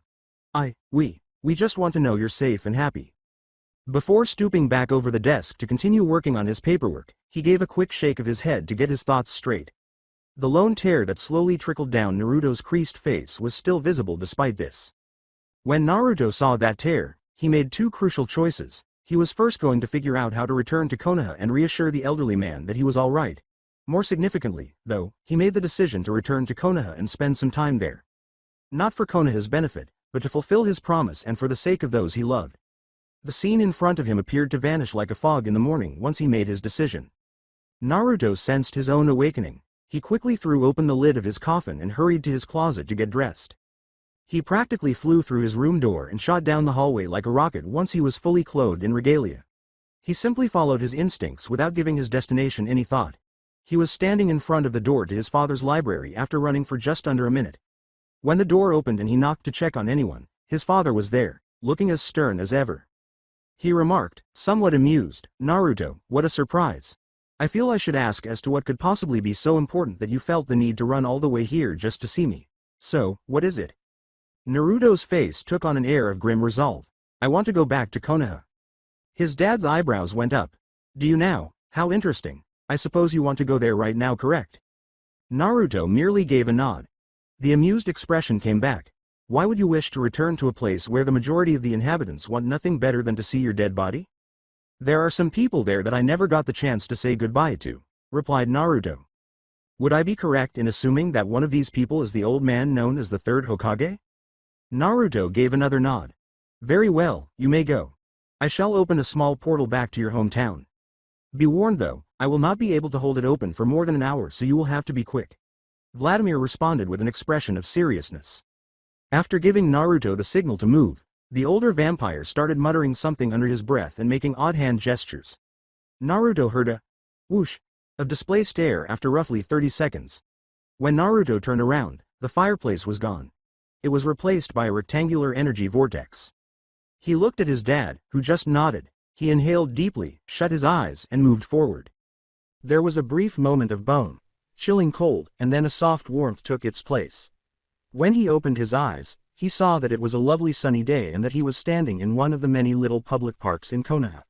He was standing among a cluster of light-dappled trees in a little clearing. He chuckled softly as he observed the light falling on his hands' bare flesh. He was not concerned about spontaneous combustion in sunlight because he was a first-generation vampire. Even though sunlight caused severe skin irritation and eliminated more than half of his abilities, he didn't care because it couldn't kill him. He stood and basked in the soft warmth of the sun for a few more moments. A few minutes later, he let out a sigh and reached back to pull his coat's hood up over his head. With his hands in his pockets, he started to saunter toward the Hokage tower, his identity now concealed. After a short while, he stood at the base of the tower, gazing up at the windows that surrounded the Hokage's office 3 stories above. He chose a different strategy because he was aware that he would not be permitted to enter through the front doors. Thanks to a small wind spell, he was perched like an odd exotic bird on the Hokage's balcony railing a few hand signals later. He looked through the window cautiously. He entered and saw the Hokage, as usual, hunched over his desk, complaining to himself while frantically filling out paperwork. Naruto silently opened a window and sat in the open area, thinking he was pretty smart. The Hokage immediately became more vigilant after feeling a breeze from the now open window. Jiraiya and Anko were the only 2 individuals in Konoha who dared to enter his office through the window without warning. Additionally, he was aware that neither of them could be the cause. He was known to be in the land of iron, and Jiraiya would have joked about his age as soon as he opened the window. Anko was on a reconnaissance trip to the land of grass, and she simply crashed through the windows like a cannonball without ever opening them. This indicated that the person was not from Konoha and that they were someone else. He complained as he reached for one of the numerous kunai he had kept hidden about himself. I know you're there. I can feel the draft from the window. A smooth, almost timeless voice said, crap, I really should have thought of that, my bad. If you were here to assassinate me, I must say I'm neither particularly afraid or impressed. I know of several children from our ninja academy who are stealthier than you. The elderly warrior said quietly and bluntly. The tone of the voice as it responded showed a hint of amusement and a hint of hurt. What on earth made you think I was here to kill you? The fact that you attempted to sneak into my office makes me more than a little leery of your purpose here. Good point. I'm really not here to kill you, honestly. Well, if you aren't here to try and kill me, then why don't you come and stand in front of my desk so that we may speak face to face? The Hokage politely asked. The unidentified intruder appeared in front of him in a flash. He was shocked to learn that the person was a young man, no more than 20 or so, based on his size and build. He was dressed in very ornate, somewhat formal, black clothing with silver and red accents. A big hood cast shadows over his face. The Hokage chuckled and said, I must say that for a shinobi you have quite an ornate wardrobe. In a slightly annoyed tone, the intruder remarked, I will take that as a compliment, Lord Hokage. However, you of all people should know that I am no shinobi. You say that as if you believe I should recognize you, yet you wear a hood to hide your face in shadow, replied the elderly gentleman. The intruder swiftly pulled the hood back, exposing an angular face, long silver hair, and brilliant sapphire eyes. Sorry, I forgot I had this on. Is this better? While I do feel more comfortable now that I can see your face, I must admit that your face is unfamiliar to me. The intruder's head and shoulders drooped, seemingly depressed by the older man's reaction. You really don't recognize me? At all? I'm afraid that I can't say I do. The young man's face took on an expression of complete despair. Well, I guess I have changed a bit, but I had hoped you would at least recognize my eyes, old man. The old man became intrigued after hearing the intruder's remark and glanced again into the eyes of the other person. They looked like a typical pair of vivid blue eyes at first. The Hokage noticed more than just the color when he examined it more closely. He realized that they were brilliant not only because of their color but also because of the limitless emotion and energy they held. There was another thing, though. He saw pain and loneliness deep down, terrible, unimaginable pain that would never go away or be healed. The old man's mind suddenly flashed to a memory, an image of a small troublemaker with blonde hair calling him, "Old man." in the same playful way as the intruder and gazing up at him with those same blue eyes that were both painful and somehow unfazed. A boy who had disappeared more than 8 months ago. With hopeful eyes, the elderly man looked at the intruder and said, "It can't be. You can't. Naruto? Is it really you?" There was a smile. In the flesh OG.san. The Hokage closed his eyes and tried not to cry tears of happiness, and a genuine smile spread across his aged face. Naruto reminded him of another grandson he had never had. Naruto chuckled at the look on his surrogate grandfather's face. "Don't start crying on me, old man. It'll ruin your image. Besides, it's not like I died or anything." The Hokage wiped the tears from his eyes with a sleeve and nodded. "Where have you been, my boy? When that man told me what had happened to you, I was almost sick. Then he told me he was taking you away with him and I just didn't know what to do. So what exactly happened to you, and don't leave anything out." With a sigh, Naruto took a seat in front of the desk. He thought for a moment before starting his story. From the time of his initial rescue to the bizarre dream that had brought him back, he told the elderly man everything. He even made an effort to explain everything he knew about his transformation. After completing his tale, the Hokage reclined in his chair and gazed at the young vampire with sharp eyes. "That's quite a story you've got there, Naruto. A lot of people would never believe it for just as many reasons. Thankfully, I'm not one of those people." The old man accepted with such ease that Naruto was taken aback. "Wait, you actually believe me?" The Hokage grinned kindly. "Of course I do, my boy. You've never lied to me before, so why would you start now? Besides, that story is far too unbelievable not to be true. Although I do have a few questions, if that's all right." "Ask away, just don't take too long, I can't stay forever." "You said that your adoptive father is the king of all vampires and that you are his heir. To me this says that there are a lot of vampires on the world that no one knows about. Would you mind telling me how many of your kind there are?" The elderly gentleman asked with obvious concern. Naruto said sheepishly, I'm not really completely sure. Don't worry, though. The majority of them reside in the underworld in one of the clan strongholds or something. Based on what Dad says, I would estimate that there are probably about 100,000. I appreciate that last bit." The Hokage chuckled nervously. "For a brief moment, I was concerned that I was going to start seeing vampire attacks everywhere." "Oh, OG.san, you need not be concerned about that. Regarding where, when, and who we can eat, my dad came up with a lot of rules. The Black Swords pursue and kill anyone who violates the rules." "I apologize, but who is it?" "The Swords in Black." After pausing, Naruto remarked, They're kind of like the vampiric police force. It's a bunch of older vampires that my dad trusts that he gave enchanted weapons designed to kill other vampires." "Once again, I appreciate you telling me that.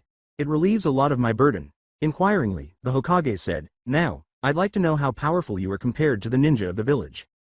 "Well, if you had me fight right now, I'd only be around the level of a high genin since the sun blocks most of my powers," Naruto said, his brow furrowed in concentration for a moment. "However, I'm probably at least a high chunin once the sun sets.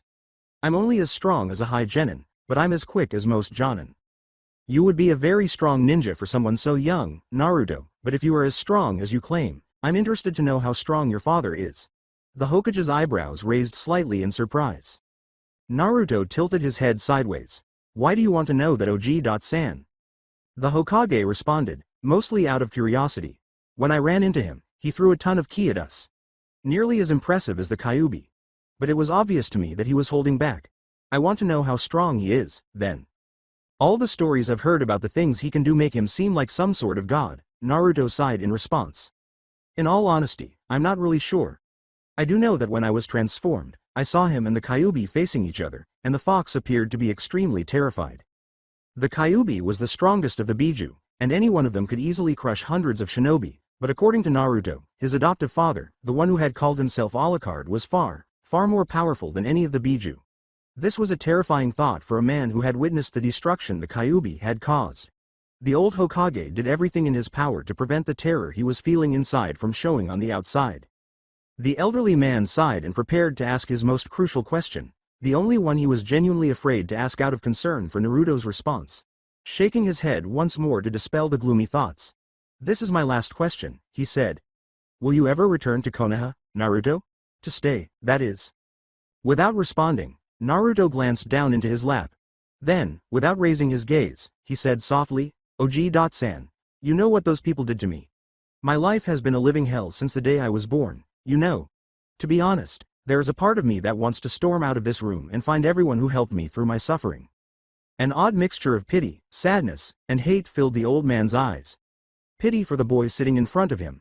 Pity for the suffering he had endured. Sadness because all of that suffering could have been avoided if people had actually thought things through before acting, and anger for the stupid villagers who had started it all. Even so, I will come back. The Hokage's eyes were wide with disbelief as he looked up. Naruto clarified, I once made you a promise, old man. I promised that no matter what, I would become a ninja and prove that everyone was mistaken about me. That promise is the main reason I allowed myself to change, and I plan to keep it.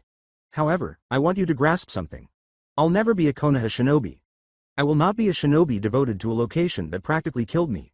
I'll be devoted to you and you alone as a shinobi of the Hokage. I think I can make arrangements like that, the Hokage said with a smile and a nod. However, if I could offer a recommendation, I would advise you to come back on March 29th, which is 4 years from now. Naruto turned to face the elderly man, perplexed, and asked, Oji-san, why that specific date? The Ninja Academy class you were a part of will graduate on March 30th, 4 years from now. You would then have 2 days to get comfortable before the test. Why must I even take this pointless test? Regretfully, even I am unable to circumvent or violate some of the rules. According to one of them, passing the Konoha Academy's Genin exam is a prerequisite for anyone hoping to become a shinobi in Konoha. With a frustrated sigh and a nod of comprehension, Naruto said, all right then, my family and I will arrive in Konoha on March 29th 4 years from now. He then got up from the chair and addressed the room, saying, Father, I am ready to come home, please open the portal. Naruto bowed and walked toward the door, but stopped just in front of it as a rectangle of swirling energy materialized in front of it with a hiss of displaced air. Could you please do me one last favor, Oji-san? Of course. Tell Hinata that I will see her again soon and that I genuinely love her and always will. Regardless of what others say, she must remain resilient and continue until that time. Could you please tell her that? Softly, Naruto inquired. I will give her your message personally, I promise. Naruto nodded and entered the portal, which abruptly closed behind him. Thank you Oji-san, for everything. The elderly gentleman took his pipe from his desk, stuffed it, lit it, then leaned back in his chair and took a few puffs. As he took a deep drag from his pipe, he thought, 4 years until all the idiots in this village will be forced to see the mistake they made all those years ago. I guess I can wait that long, he said, leaning forward in the chair and letting the smoke escape his nose with a predatory smile. The evening of March 26th, 4 years later 9 miles north of Konoha was a small, unremarkable hill. The few who were aware of it were mostly mapmakers, and few, if any, genuinely cared. It was just your typical everyday grassy little knoll. It wasn't particularly tall, wide, steep, or even rocky. Of course, this completely ordinary atmosphere was about to change. The animals that lived in the forest near the hill felt at first, a tiny disturbance in the air even smaller than a breath. But it felt wrong, it was not the wind of the world, this was something else, something more sinister in nature. The disturbance slowly began to grow as it began to disturb the very energy of the earth as if something were suddenly disturbing the energy's flow. Then with all the suddenness of sunrise a mass of shadow leapt from the ground like a blade to the heavens. After a moment the shadowy eruption began to collapse upon itself. From the shadow appeared a massive structure. Tall walls without windows, capped with many towers, made up the bulk of the building which appeared to be made from a shiny black stone. Hundreds of tiny slits pierced the wall through which defenders could fight any attacker foolish enough to try. This was a fortress unlike any seen in the world for thousands of years. The animals who had first sensed its appearance ran with all their strength and speed, their instincts screaming at them that the structure meant death for those who saw it. They were right, for this was the mortal home of Vladimir Tepes, this was the fortress once known as Panari. 5 figures appeared as abruptly as ghosts in the moonlight high upon the walls. 2 wore great coats that billowed and snapped in the light evening breeze. 1 stood smoking off to the side, the tip of their cigarette glowing like a star in the pitch black darkness, and the other 2 wore slightly loose clothing that trailed from their bodies like a comet's tail. That's your village, then? The smoker remarked, pointing to the far-off lights of Konoha. Another sighed deeply and said, yeah, that's Konoha all right. A soft female voice said, calm down, or they will sense your energy if you don't keep it under control. Let the boy be upset. They will realize we are here in due time. The real fun will start when we finally show ourselves. With a deep, slightly insane voice, the third yelled. The fourth sighed in a sorrowful tone, true, but if at all possible this one would prefer not to kill anyone he doesn't have to. You're pretty pacifist for a bodyguard, aren't you? the one who was smoking said. The dejected voice answered, and you aren't very observant for a self-proclaimed genius. The female voice said calmly, gentlemen, now is not the time for this bickering, save your energy for later, we may find ourselves in need of it. The deeper voice said, as usual, your idea has great merit. Come, we have to rest until the morning. After that, we'll go meet the Hokage and make an announcement about our arrival at this pitiful location. The figures then retreated inside the building after turning around. The following day. There was something unusual about the scene today, even though Hiruzen Sarutobi was sitting at his desk, smoking his pipe slowly and occasionally letting out a long stream of smoke from his mouth. As the Hokage, he rarely had much time to himself, and when he did, he usually spent it smoking and reflecting. He was tapping his foot rhythmically, which was a blatant sign of impatience or worry.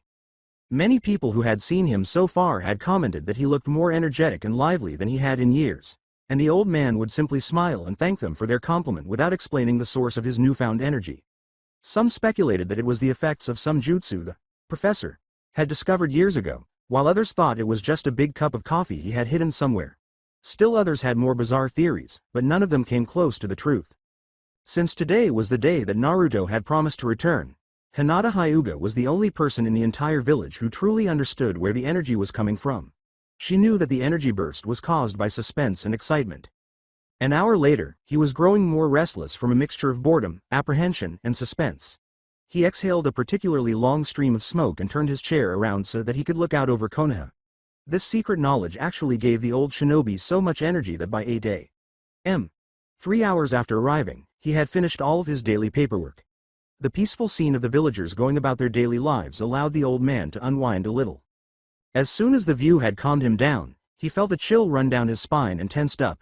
The old man turned his chair back to face his office, wondering what was causing the uncontrollable shiver, and as he had anticipated, 3 people, none of whom were human, were standing in front of his desk. Naruto and his adoptive parents. The young woman standing next to Alucard, who he assumed was Naruto's new mother, was wearing a long black cheongsam dress with silver flames and a large red dragon coiled about it. Had this been a less serious moment, the old warrior probably would have had a nosebleed, but he kept it under control for the time being. Naruto's attire had changed little since his visit. He had simply swapped out the formal jacket for a simpler black zip up and wore black boots with large silver buckles. Thank you for doing this, Alucard-san, the Hokage said, quickly getting to his feet and bowing to his guests in appreciation of what they had done for Naruto. I sincerely appreciate you letting Naruto come back. The old vampire answered, Vladimir, excuse me? I'm Vladimir, not Alucard. Over the years, I have come to like the annoying nickname Alucard, the vampire said. The Hokage bowed once more and said, I apologize for my mistake then Vladimir-san. There's no need to apologize, you didn't know. I'd like to present you to Sarah's Victoria, my wife and queen. Additionally, I ought to thank you for letting us live in your village, Vladimir said. You don't have to thank me. The Hokage laughed and remarked, of course we both know that all of this is really just to help Naruto. It is a well-known fact that there aren't many things I wouldn't do when it comes to helping Naruto. Yeah, but I still believe that we should thank you, Sarah said with a charming smile. If not for that, then at least for everything you've done in the past. I am grateful to you for being one of the few people who genuinely cared for him during his time here. Knowing that at least one person genuinely cares for him makes me happy. Miss Victoria, you might be surprised to learn how many people in the village actually care about Naruto.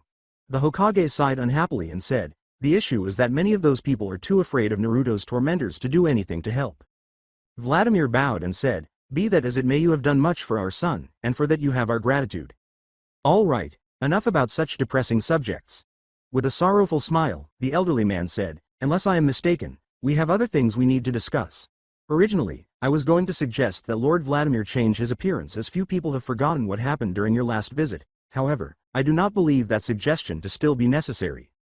Vladimir gave a gloomy laugh. I must add though that your current appearance certainly looks the part of a clan head. The elderly gentleman's face suddenly grew more serious. As enjoyable as this conversation is, we have a few things we must go over if you are to become an official shinobi clan of Konoha. I have taken the liberty of filling out a number of the forms here, including your clan's creation date, point of origin, and more recent history, the elderly man said, reaching under his desk and pulling out a sizable sheaf of papers. You are from Kiri and are escaping the civil war there, in case anyone inquires. A list of members, the clan's name, its emblem, and the clan leader's name are all that are left. Vladimir nodded, picked up the papers, and hurriedly started filling them out. He put a tiny blood seal on the members section so that if he, Naruto, or Ceres turned anyone while they were here, the person's name would appear on the paperwork immediately. When he was finished, he quickly reviewed it before returning it to the Hokage. The completed forms were scanned by the Hokage. Name of clan. Tepes, head of the clan. Vladimir Tepes.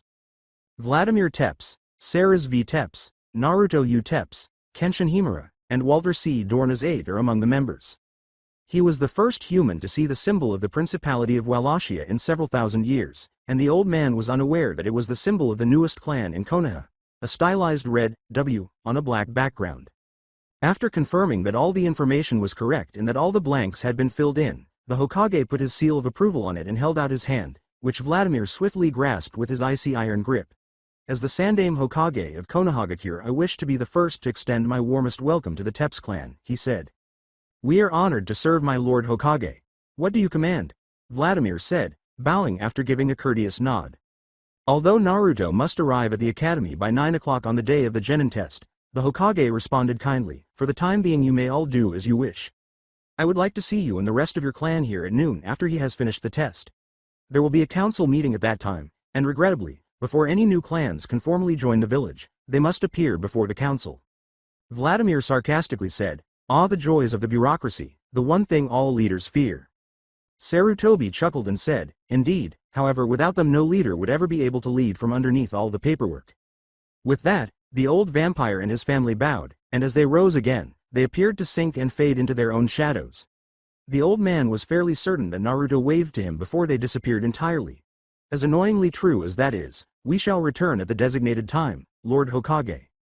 It would seem that vampires make perfect shinobi. Who'd have guessed it?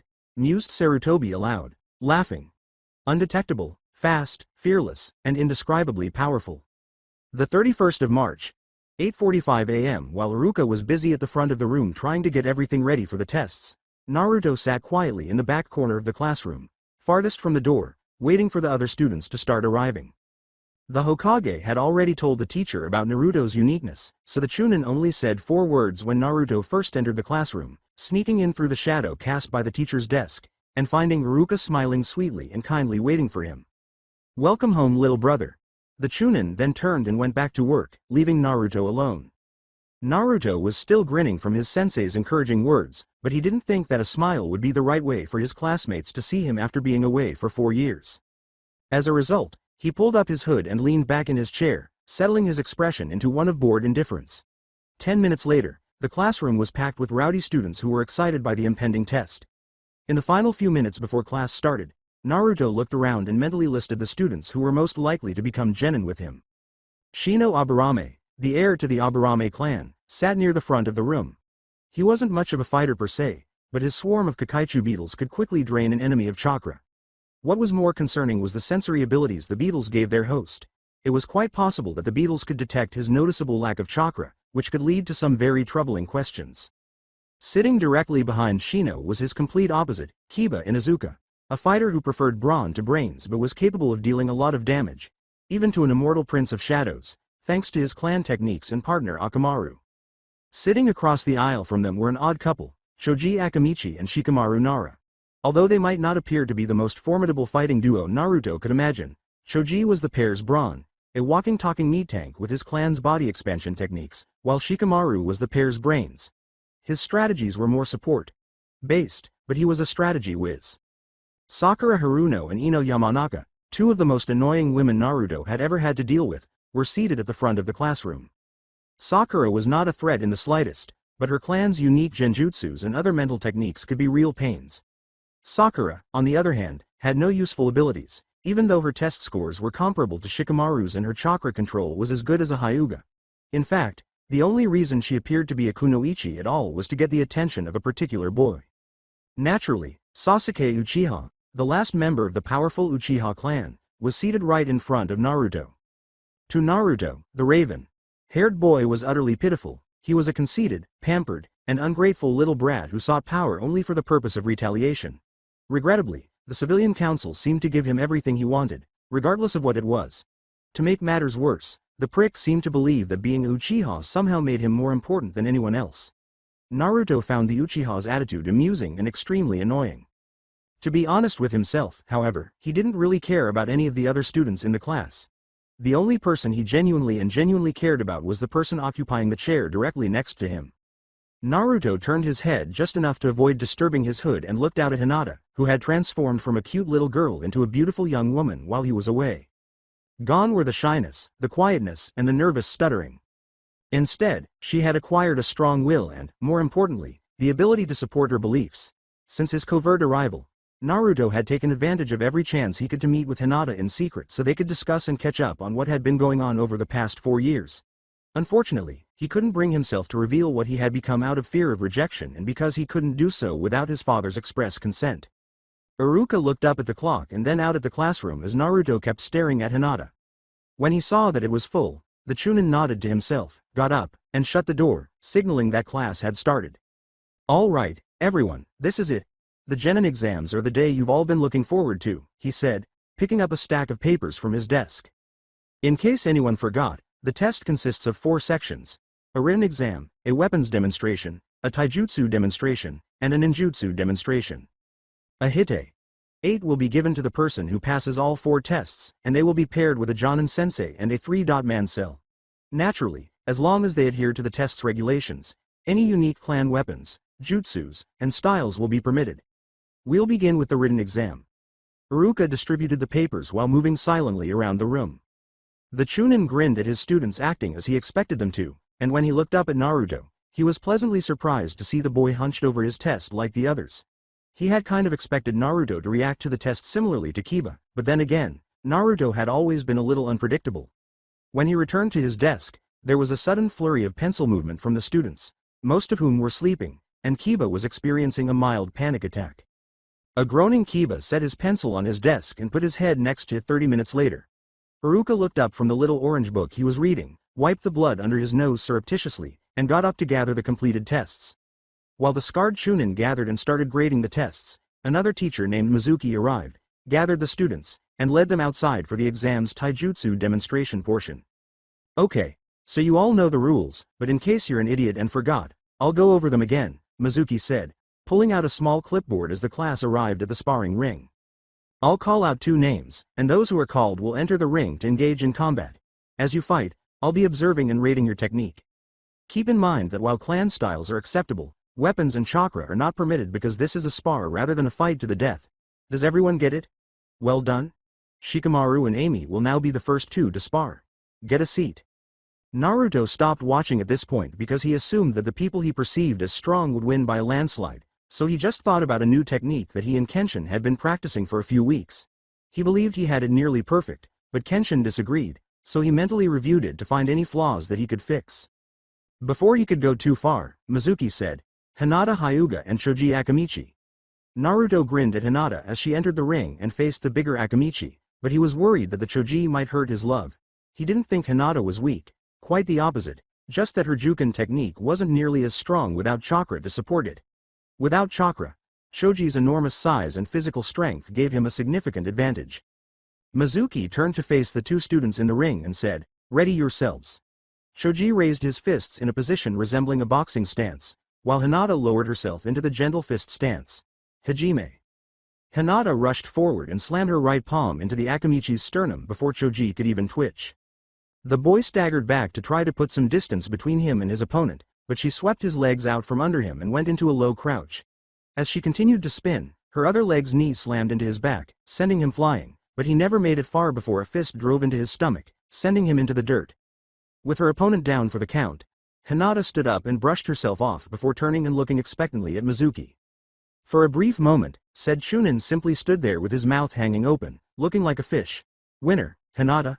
At last, he stumbled. As Shikamaru entered the ring to retrieve his defeated friend, Hinata bowed slightly to the instructor before returning to Naruto's side. Everyone in the class, including Naruto to some extent, had looks of shock.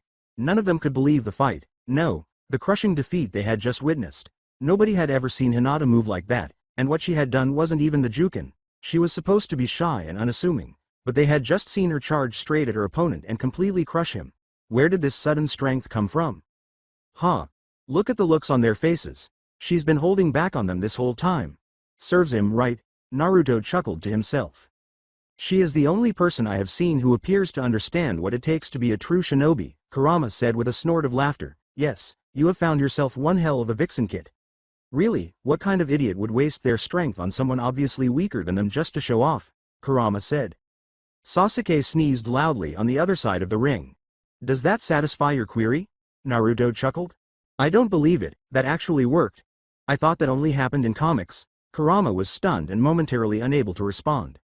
Naruto made every effort to suppress his laughter, but a tiny but distinct chuckle still managed to escape from his throat. Hinata looked at him inquiringly. Naruto explained in a whisper, I was just laughing over a joke I just thought up. I take it that you will tell me later, right? Hinata asked, clearly grinning. Naruto laughed again and bowed slightly, saying, whatever you command my Shiroi. Hime, White Princess. While watching the final few matches, which were mostly between students Naruto deemed unimportant, the two lovers stood silently for the next few minutes, just enjoying each other's company. However, one match was between Shino and Sasuke, which caused Naruto's respect for the Aburame and his distaste for the Uchiha to soar. The match shouldn't have happened at all, especially when you take into account that Shino's handicap was as much, if not more, than the one Hinata had used. The Aburame was at a serious disadvantage without his insects, but he continued to fight despite it. Once the fight started, it was clear who would win because Shino lacked the speed and physical strength required for taijutsu, and Sasuke took advantage of every chance he could find. Instead of ending the match swiftly and cleanly, Sasuke seemed to enjoy making fun of his opponent. After nearly 5 minutes of being the Uchiha's personal punching bag, Shino eventually withdrew, but his determination and desire to fight even when vastly outmatched impressed the young vampire on the sidelines. Then came the exam's final match. When Mizuki saw the second name on his clipboard, he felt sick to his stomach. Okay, the final sparring match will be between Kiba Inuzuka and Naruto Uteps.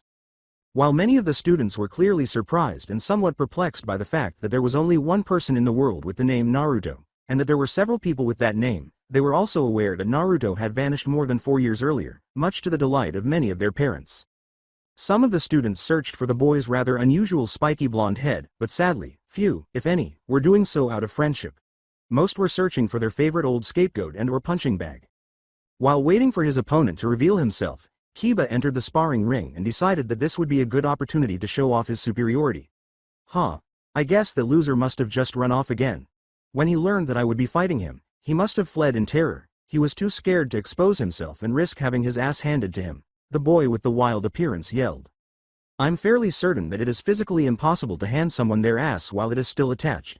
But you can try to disprove me because I've been mistaken in the past, a young man wearing a long black hooded coat said as he composedly walked into the ring. Who in the world are you meant to be? Kiba insisted. Naruto bowed and said, I, the hell, am Naruto Uteps, and I believe I am your opponent. That's correct. You're not Naruto, Kiba said with a snort that was clearly contemptuous. My acquaintance Naruto is a short, blonde fool who wears orange far too much. You are not Naruto at all. Before answering, the young Prince of Darkness silently turned to face his opponent. Am I right to assume that the Naruto you are referring to is Naruto Uzumaki? Kiba grumbled. Of course, there can't be that many people with that stupid of a name. Then you are right when you say that I am not the Naruto you are familiar with. My name is Naruto Teps, and my parents are Saras and Vladimir Teps. However, I used to be the Naruto you mention, Naruto retorted, tossing back his hood and letting his silver ponytail fall.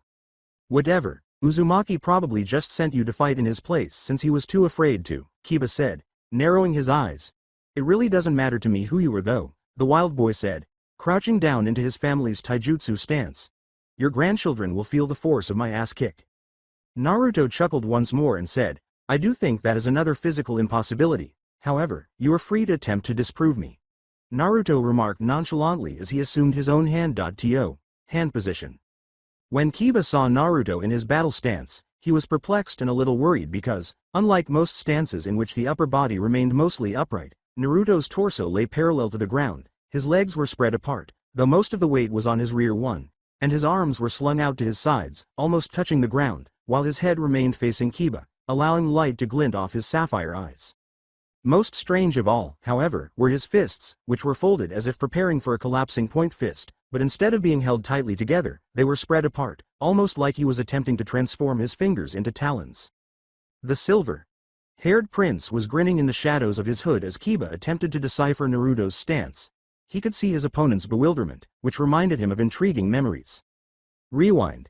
The twin spires of blood. Born Keep could be dimly seen in the far distance as Vladimir and Naruto stood by themselves on a plain swept by the wind. I'll start your training now. I'll push you to the brink of death for the next 2 months. Vladimir said in a menacing voice, every minute of every hour of every day will be spent perfecting your abilities.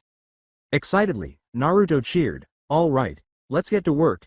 He pulled the Crimson Moon from its clip on his back by reaching behind him. What will you do with that? The older vampire questioned sharply. Well, use it for training. Naruto answered. If you don't know how to fight without it, how are you going to accomplish that? Boy, you're a vampire. You should only use that weapon when your powers are unavailable. Before you can fight with steel and strength, you must learn to fight with your fist and teeth. If I have my weapon, why should I learn how to fight with my fists? Naruto remarked, seems kind of pointless to me. His father narrowed his eyes and said, attack me if that's what you think, he roared. Vladimir knelt down, his arms and body parallel to the floor, his hands curled and prepared, his head raised and observing. Unable to resist his sire's direct order, Naruto launched an attack, charging as quickly as he could and swinging his weapon as hard as he could to cut nothing but air.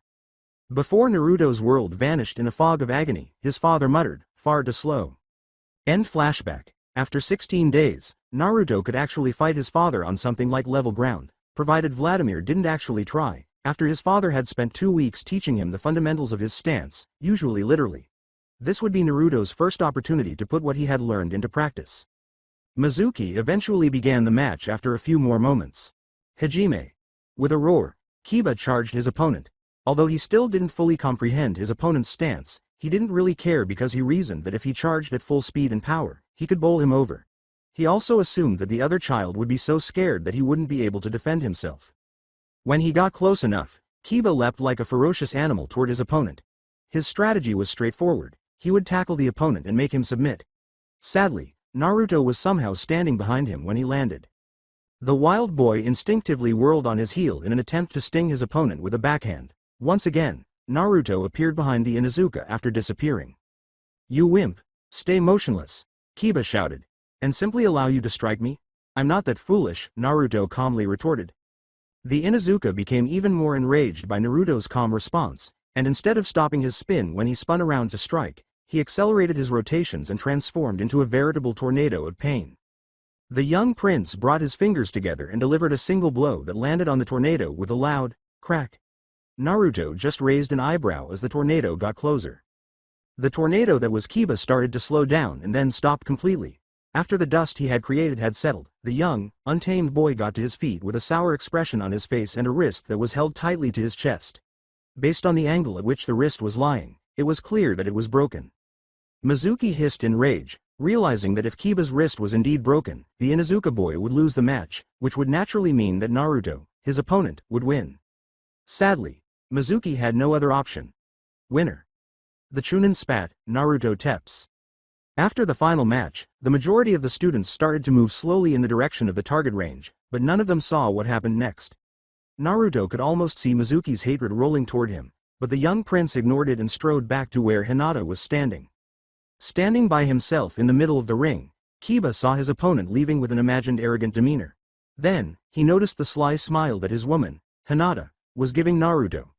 At that moment, he snapped, pulling a real battle kunai from his pouch and hurling it at Naruto's back with all of his strength. Kiba may have lost this fight, but he was determined to let the person who defeated him live. When Mizuki saw the kunai fly through the air, he just grinned and closed his eyes. The Chunin reasoned that he couldn't be held responsible if he didn't witness the kunai strike. He waited for the distinct sound of a body hitting the ground, but instead he heard the ring of metal hitting metal. His eyes snapped open and then narrowed in rage at what he saw.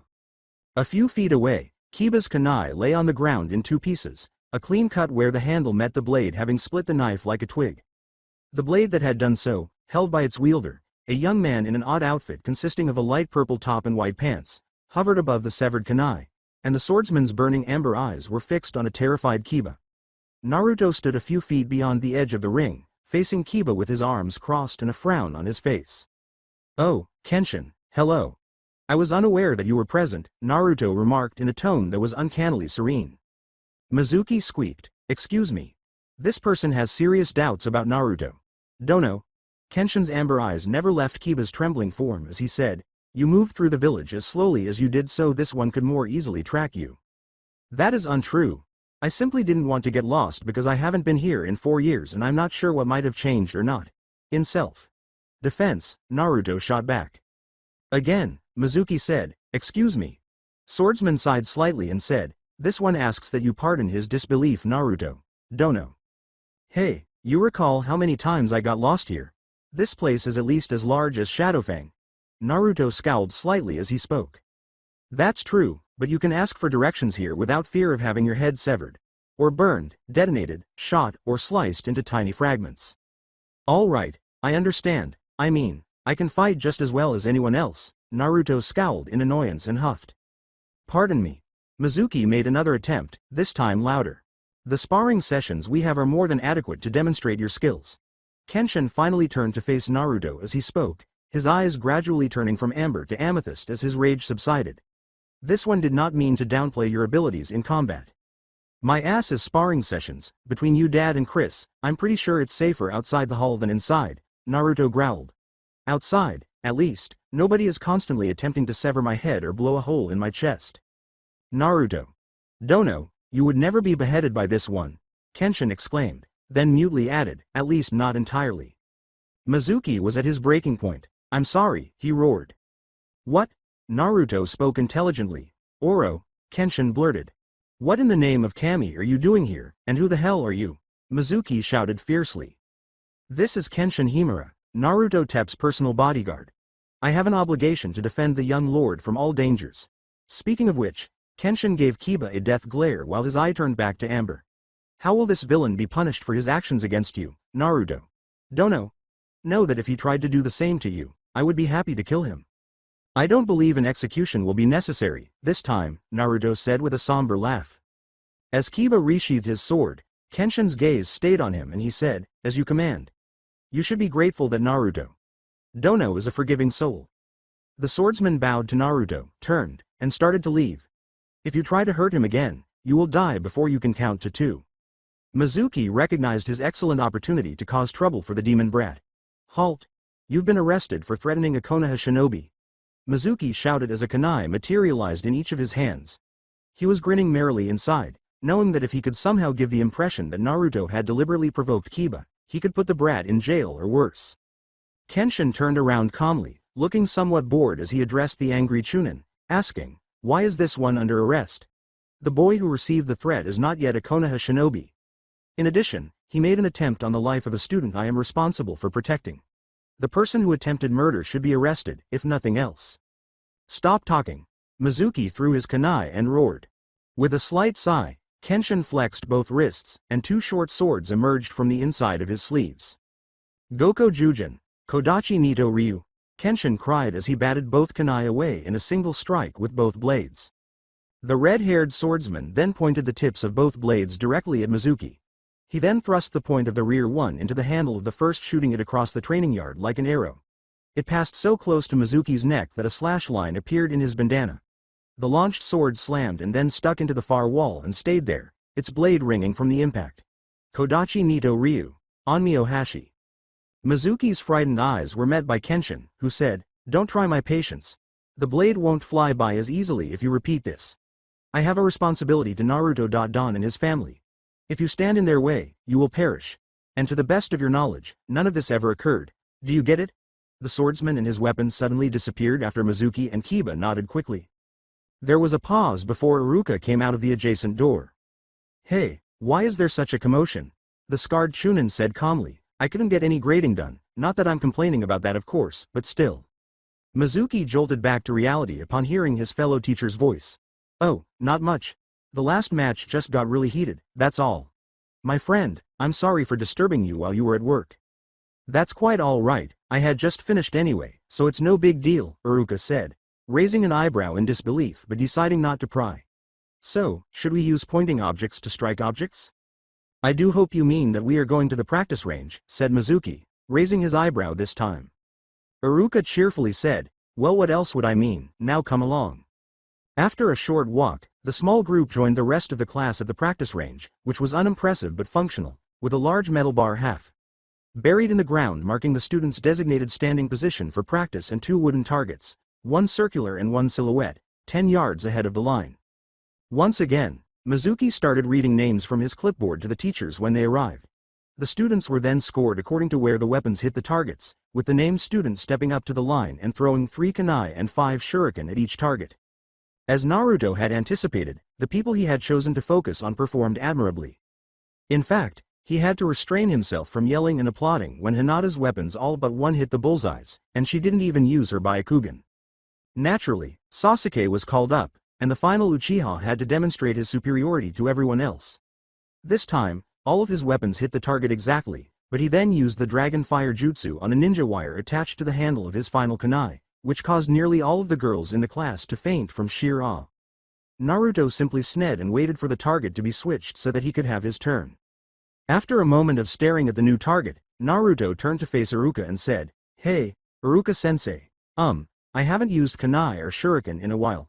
Can I substitute my own weapon?" "Well, I don't see why not," Iruka said, scratching the back of his head. "Technically, all you're meant to do is show that you can wield your weapons proficiently. Go ahead and do it. It doesn't specify that it must be kunai and shuriken. Can I go over there in that case?" "My weapon has a very long range," Naruto inquired. "Where?" Naruto indicated the location, saying, "Just in front of the doors." That's it for today. I hope you guys enjoyed this great story. See you in the next one.